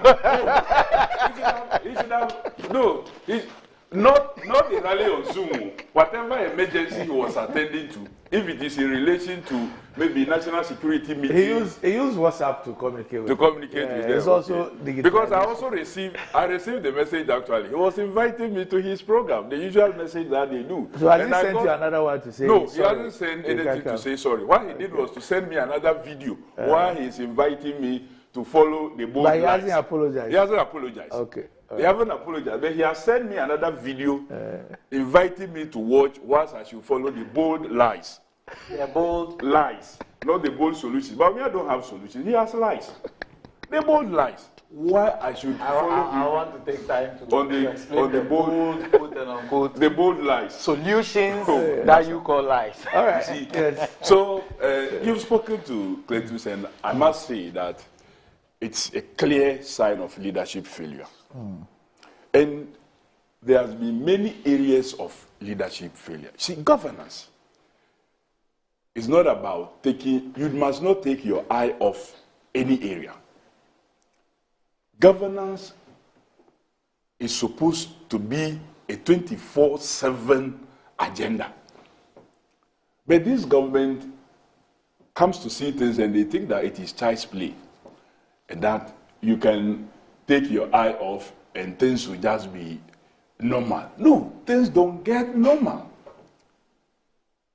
The government took its eyes off, either intentionally or due to incompetence, and the situation that have happened have arisen. If you listen to Honorable Cletus Avoka, this is not in doubt. But it is not only in this area that government have taken its eyes off, and we've encountered very serious challenges. You remember when NPP came to power? One of the accusations was that they inherited excess power, and that we gave them more power than we ever need, excess power, and that they were paying for excess capacity. And Dr. Bawumia, this same doctor, when I said bold lies, this is one of the things. He went out there and quoted figures that was how much they were paying for excess capacity and excess power capacity that we didn't need. When we invited the finance minister to parliament to come and speak to FAS, because in parliament you cannot lie, the finance minister, the former, now have to speak the truth. And the figures he gave were way lower, far lower than what Dr. Bawumia was mentioning out there in his bold lies presentations.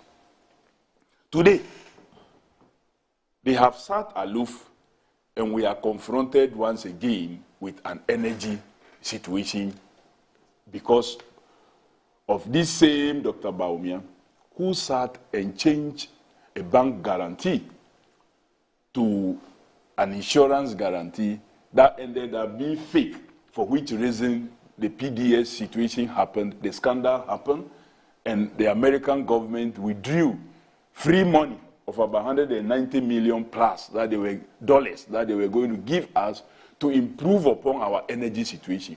Dr. Bawumia's chairmanship of the committee that looked into that process, a process the predecessor began very well and got so much money for the country because they implemented what President Kufuor got for us appropriately.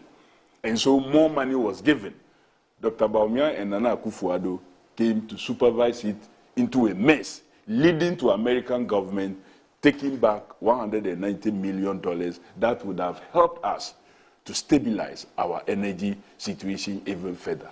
Look at the situation where we find ourselves today. Look at the environment and our water bodies. Look at the economy. For a government that told us that Sidinaya hata when it was $1 to less than 4 cedi, and that was why they were bringing Dr. Bawumia to come and make it better. Unless maybe NS's definition of better is what we have today, and not to bring it lower. $1 to less than 4 cedi, you said is bad. Today is $1 to 17 cedi. If that is the better, then maybe you are justified when you continue presenting yourself out there that you have solved the problem. Look at unemployment. So in every area, this government have slept on the job that is assigned them. And so I'm not really surprised about what had happened in Bawku, that you go for an arrest warrant from a high court, you withdraw that on the Nairi, understandably so, then this order is vacated by an appeals court in Kumasi. You do nothing about it, and it's not like you were unaware. You were actually engaged, as per the narration from the MP for Zebila, that you were engaged.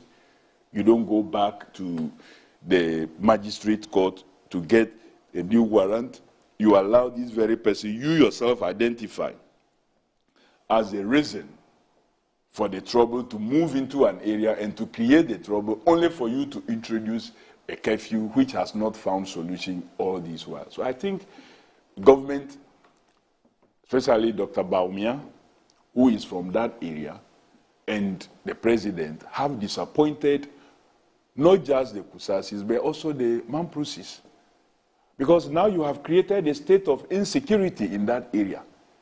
When your people should be happy that they have their son in leadership and that it should bring them solutions, what you bring them is troubles.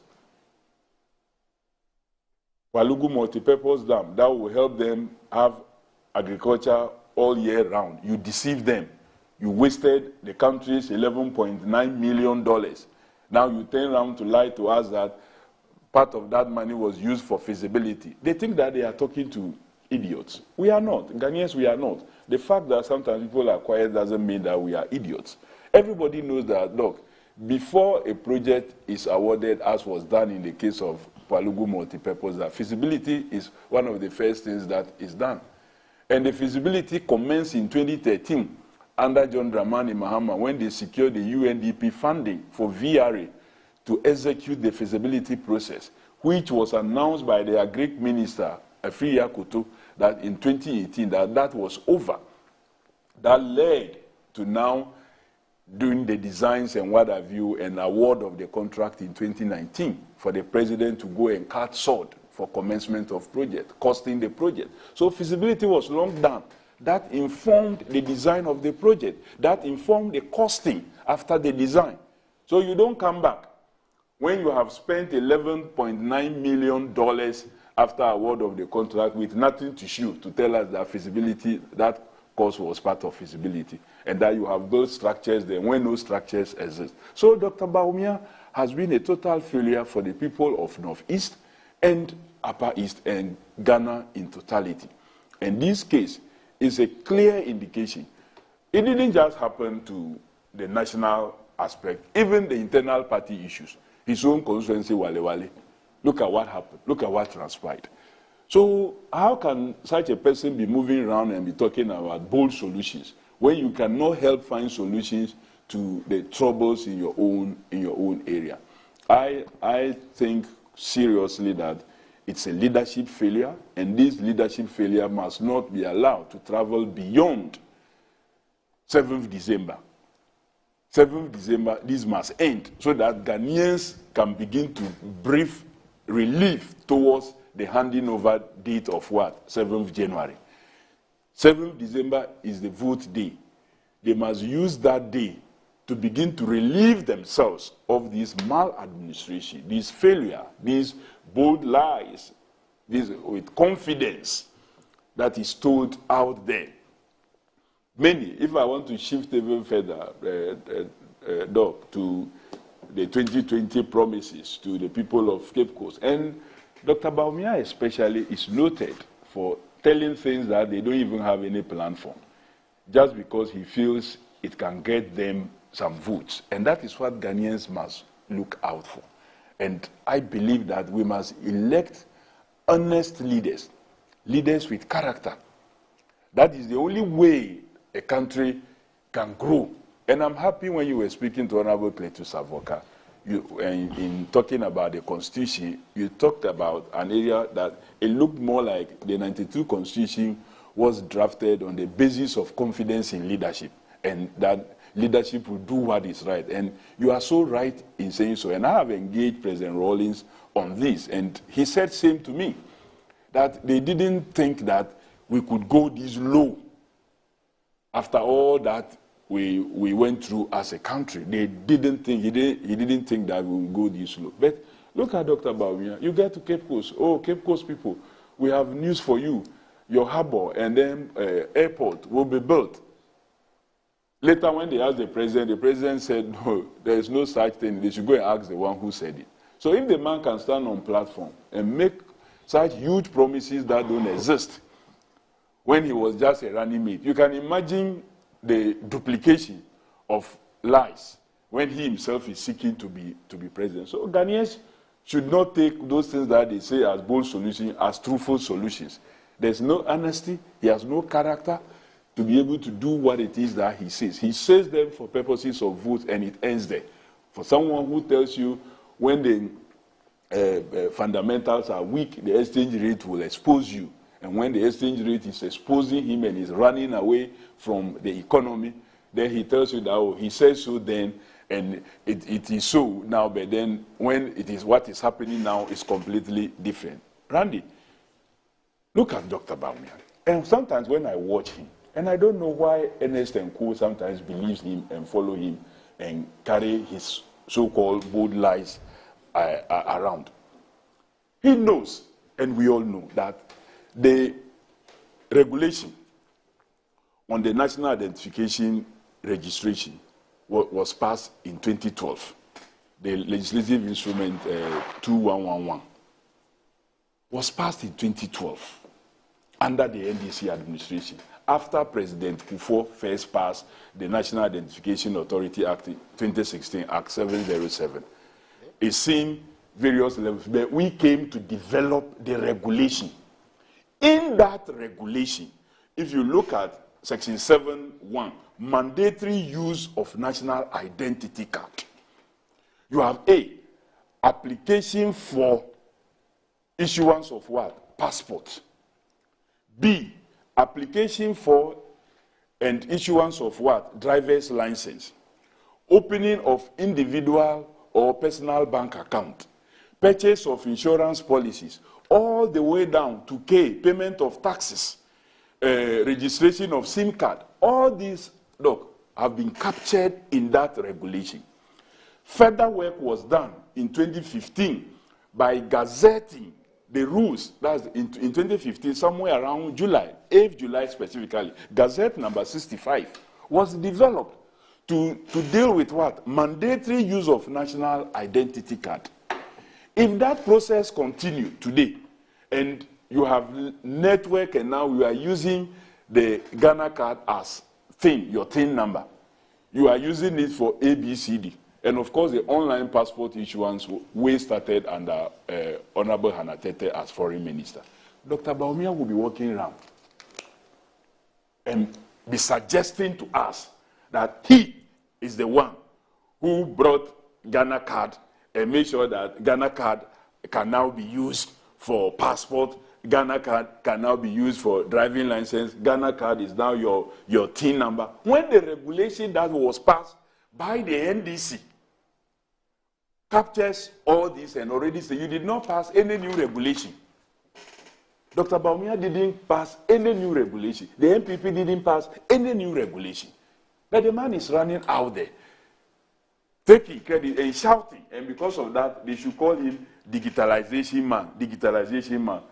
How many fiber optics have you even added? So for me, clearly, these guys are just a group of persons who out there peddle falsehood and fail.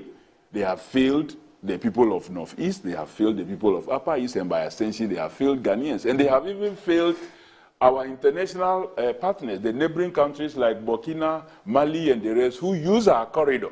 Because now, you are so afraid sometimes to use that route.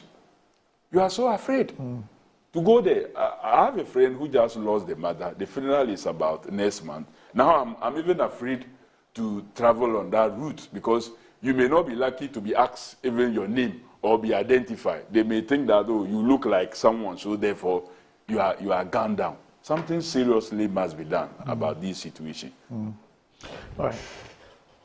Chief, Ernest.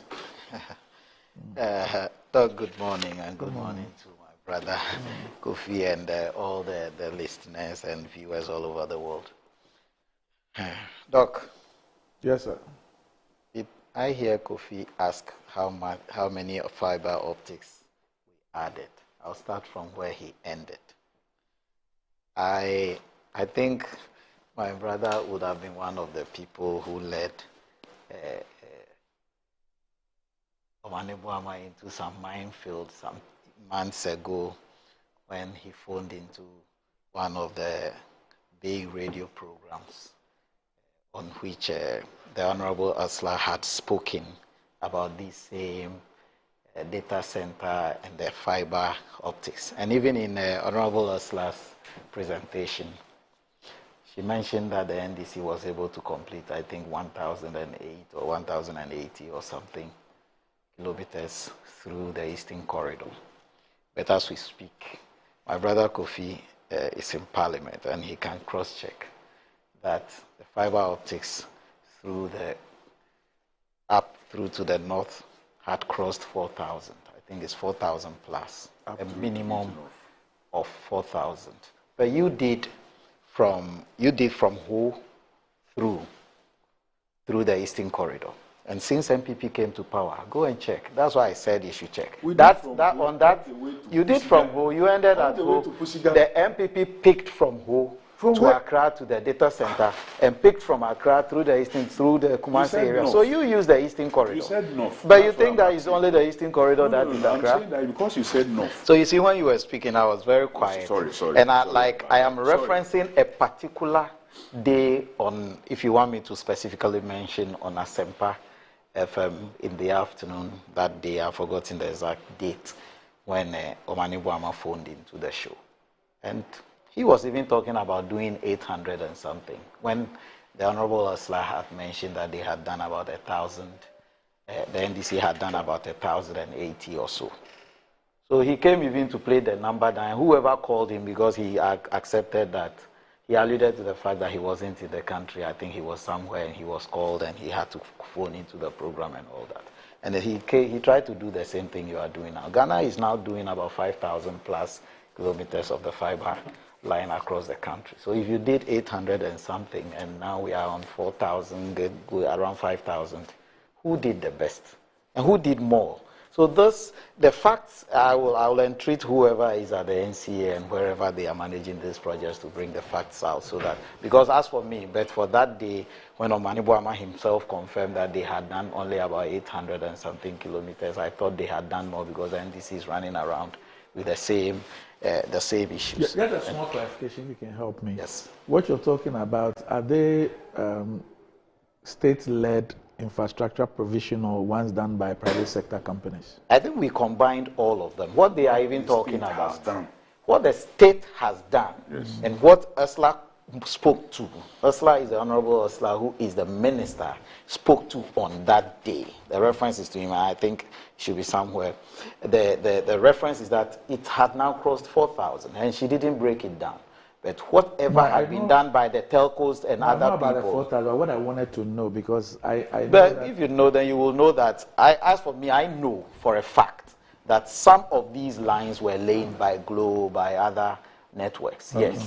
But if you are saying, when he was speaking, he didn't say state-led or what he mentioned the fiber optics that was done within their time. And I'm telling you that the fiber optics... That's not the impression I got. Okay, that's a picture he painted. And I am saying that I listened to the show where Omani Boama was alluding to the fact that they did it. Were you referring to fiber optic laid by both government and private sector during the time? Ghana government. Yes. So I believe by now, before we leave here, I would have confirmed how much of the 4,000 came from Glo and from whatever government had done. But the fact here is that they have brandled this thing across the country that, we did all the fiber optics in Ghana. In Ghana, without us, you wouldn't have had fiber. And I'm trying to disprove that it is never true. That without the NDC, they would have no fiber. Even the one that they brought, they left it at home. And somebody brought it from home into our center here in Accra before the distribution happened. It's a fact. So please, we have deceived people too much on this issue.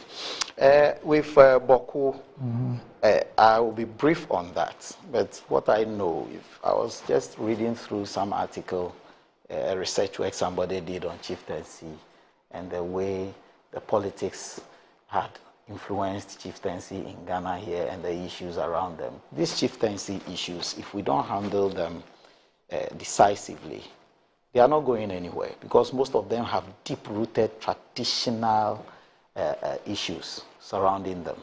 So if families and somebody's grandfather's child somewhere and all those complications within these chieftaincy matters, if they are not dealt with decisively using the laws of this country and we play around it, we will continue to have issues. If there is a chief in Bawku, for example, and the chief was illegally installed, I am referring to what happened and the warrant that was issued for the arrest of this chief. And we didn't go ahead for whatever reasons, I cannot tell. But maybe somebody thought that we have to deal with it through other ways and using the legal. I don't know why the thing was withdrawn and we didn't go to the district court for that warrant. If we didn't go and now look at the challenges we are having, we are getting reports that 8 people have died on this particular issue, then some decisive action will have to be taken, no matter how close it is to the election, because it's going to impact everybody. I don't know whether with all these curfews and things, it's going to be easy to have ballots taken in Bawku and all that. There are challenges. There are big challenges. We shouldn't go there. No, but the issue is, I don't know. I'm just saying that if we want to deal with it, let's deal with it decisively. If somebody is wrong, he's wrong. Like this issue of this Supreme Court and Parliament and all these brouhaha. For the ordinary man like me, the normal Ghanaian sitting here, I will still say there is a confusion. The lawyers are confusing we, the non-lawyers, the more. And the worst is when the parliamentarians, instead of using law, the laws they are making for us to defend their position, they decide to use brow and blows to defend their position, then we are in chaos. That will not help. I don't see how different that one will be from Bawku. Maybe there they will not be carrying guns. But they are decided, people are ready to fight, to throw blows and do anything for this. And I am saying that is the main reason why a third party, which the Constitution has already told us where to go. Some people are quoting Article 99(1), which is saying that is the High Court. Somebody is saying the Supreme Court has the interpretation jurisdiction, and for that matter, go for interpretation instead of going for whether we should declare seat or not. Whatever the situation is, there is a provision that we should fall on. Instead of saying, if you like, come. Tuesday will be wonderful. Tuesday will be impressive. And Tuesday came. I didn't see anything much. But if one group did not say that we are law-abiding people, we are not ready to go to war. But they also said, okay, we will accept your bluff and we will come and let's see, vacate my seat. You could have imagined the level of embarrassment our big honorable men would have caused this country for a second time in this very 8th parliament. It would have been a very, very big disaster. So I'm saying, let's go for the law, because we have all decided to use the rule of law to govern this state, this country. The rule of law. If I am wrong, I will be arrested. If somebody is in Bawku and he's not supposed to be in Bawku, get him arrested. That's the only way this country will move forward. For me, that is it. For me, that's it. Dr. Randy is sitting here. If you are wrong, like I heard some Osofo saying, as for me, if you stop me, I'll call your boss. If we rule the country like that, we are in trouble. But I saw a big pastor who I hear his only worry, or Sofo, or what is his name, or Usubempa, right? And his biggest problem was that he was arrested and His Excellency the President did not intervene or something. Did he say so? That's what is in the public domain. Did he say so? But if that is the case, and for that matter, you are my friend, Randy is my friend, or I know some big policeman, and police stopped me on the street and I called him and he didn't act, or he decided that the law must take its course, and for that matter, he becomes my enemy from that day. We cannot rule the country like that. I believe in this court matter, this parliament matter. The Supreme Court or whoever has jurisdiction should be triggered immediately before they embarrass all of us the second time in this country, like I was just saying. Let me move on. On our campaign, I'm interested in our campaign. Which one? My campaign for my flag bearer. I just have a few things to say because Kofi has given us multiple punches that we are bold lies. And I said one of the bold solutions we are proposing is that if Kofi is saying we have had power for some time on thermal, on hydro, our bold solution is to bring on board solar. And we are doing it. Pastor, what have you done? Our bold solution is to ensure for the last 8 years. The 50 megawatts that is ongoing now, you haven't seen at Bui? We have said it. You are taking credit for Bui. Whose time is it happening? You see when you speak, it's like the Kofi, are you saying that? So if when Nanado came and the project was abandoned, you are crying for Saglemi. You are crying for Saglemi. You are crying for Kofi. You are crying for Saglemi. So if we went to complete Saglemi, and then you would have taken the credit. Did you listen to Morrison? She said if you dare bring anything about COVID on her, she will expose the people who chop COVID. That is her business. No, that's not what we are talking about. We are talking about solar panels at which we have completed. There are projects you are claiming Mahama did, His Excellency John Mahama did, which he didn't do. Projects like, if you take UGMC, you have taken all the credit. UGMC is an NDC. But how much of that project was completed by the NDC project? What we have not said it belongs to us, but why are you claiming it? The Eurojet, the Invest project, you are claiming them, but they didn't start in your time. Look, you just tried to claim, and how do you call it? You just try to claim the NIA card. The NIA card, I can show you 2 cards in my pocket right now. The ones that were issued by President Kufuor. Show me one that was introduced under you. And when Dr. Mahmoud Bawumia took over, we have issued cards to every Ghanaian that had to receive a card. All we are saying is that the truth about the matter is whether somebody, government is a continuum, you know that. So if you planned that you were going to do solar, and we came and we realized that solar was necessary, and we went ahead and did, and we are delivering. I'm not saying we are completed. What if wherever the project is, what if the unexpected or the forbidden thing should happen and you come to power?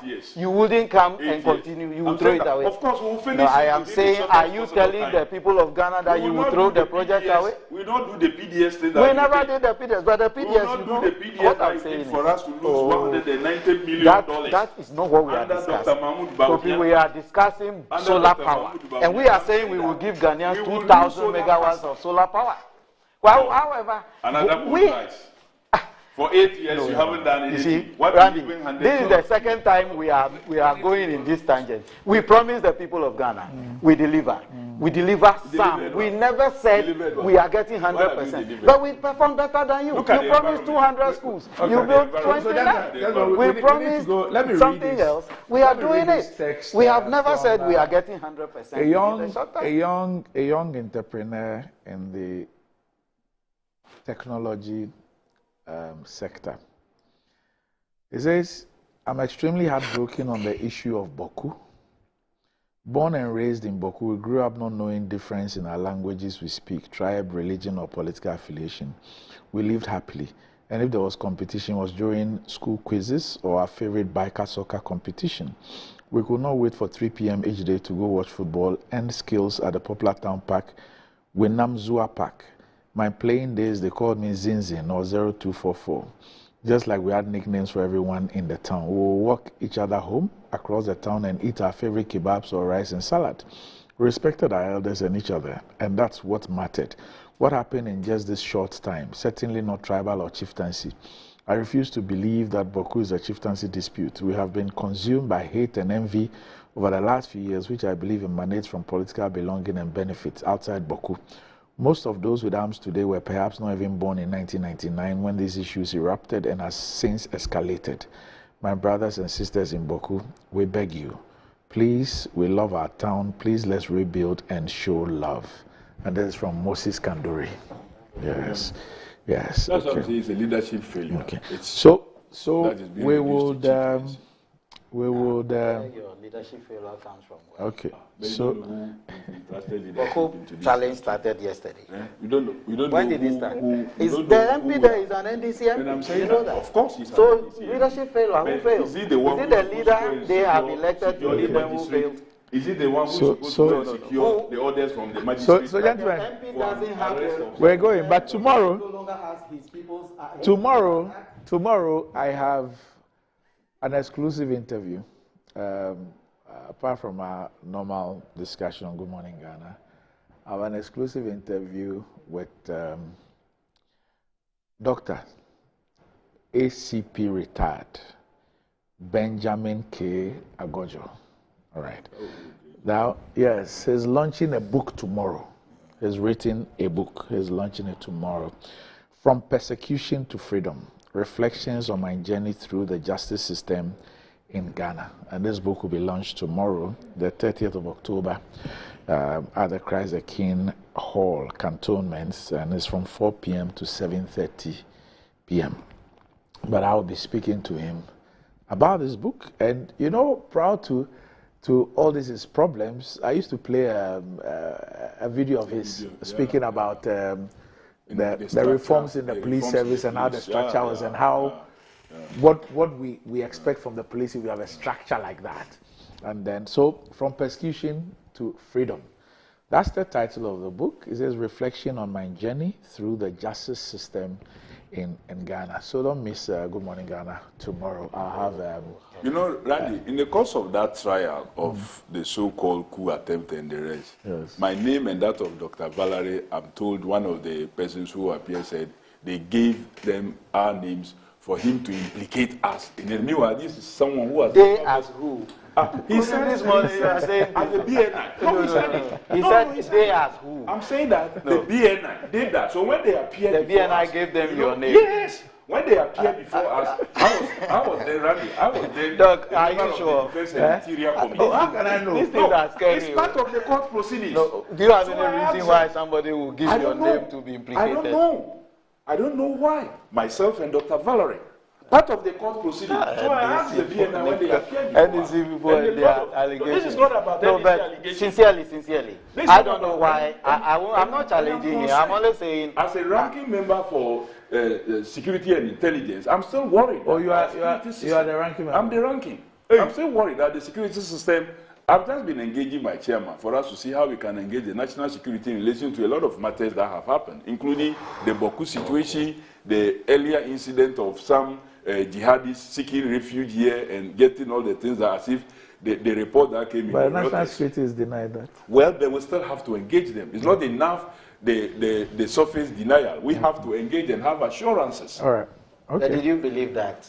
I doubt, did Ghana have that capacity to be resourcing? That report cannot be. Well, let's have... Is it a state resourcing or is rather people who are... No, but the report, that Al Jazeera thing did not indicate, it did not give the impression that some group of people are in Ghana doing that. The impression was that it was the state itself. That's the impression I got. I see. And I don't see how... Well, that is the reason why we'll have to engage the agencies and the national security to be satisfied. All right. Ranking could have. Okay, if ranking doesn't know, then I don't know what... Well, we haven't engaged yet. We haven't engaged yet. All right, gentlemen, thanks for coming. And Ernest, thank you for They managed to throw some punches that were unanswered. I'll keep them for tomorrow. Oh no, we'll get time. We'll do another time. I love your composure. Up next, Metro Sports.